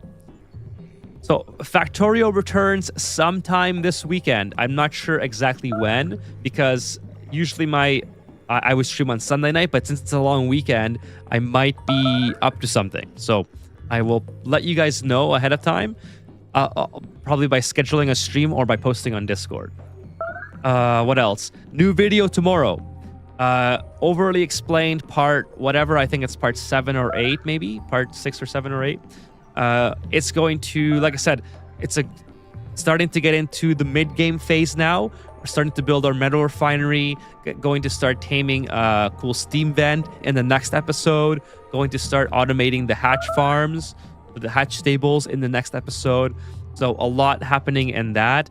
Hopefully I can speed up the videos coming out for that series so I can, start to bring that to a close at some point. And yeah, that's pretty much it. Like, thank you so much for watching. Really appreciate it. I hope that everyone has a great weekend, great start to their weekend. And thank you to all of you who showed up tonight and were here. It was a lot of fun, but I am super tired now, so I really have to get going. If you have any more questions... Sorry, my throat's getting a little bit dry now. I have my window open, so that's probably why it's a little bit chilly in here as well. So, if you have any more questions about Oni, feel free to come to the Discord and DM me or email me. What else? Yeah, I think that's it. Thank you all so much for being here. That's pretty much all I got to say. This is it.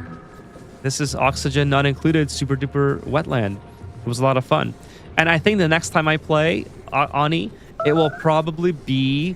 I kind of want to do the flatulence. Is that how you say it? The farting duplicates playthrough. I think that would be a lot of fun to try. So we'll see. We'll get to that. But Factorio is next stream, whenever that is. Probably Sunday, but like I said, it might change because of the long weekend. Dark Frost says, thanks for the amazing streams and videos. You are very welcome, Dark Frost, and thank you so much for being here. As always, it means a lot to me that you come by every day and every stream. And of course, everyone else that shows up as well. It's not the lurkers as well. I wanted to give a shout out to the lurkers as well as the chatters, because both of you, both groups of people really matter to the success of the stream. It means a lot that you guys are here being supportive and showing up. And you know, it's just a lot of fun. It's a lot of fun hanging out. It's a lot of fun having reactors blow up with you guys. So it's a great time. It's a great time. I'm glad that you guys enjoy it as well. And I will see you sometime this weekend for Factorio. All right. Take care, everyone. Have a good night. And this has been Super Duper Wetland. Gossman has died, by the way. What better way to end it than to have Gossman, one of our original duplicants, pass away. Oh, that kind of scared. Oh, Meep's destroying the oil well. He's pissed. That kind of sucks. Okay, take care, everyone.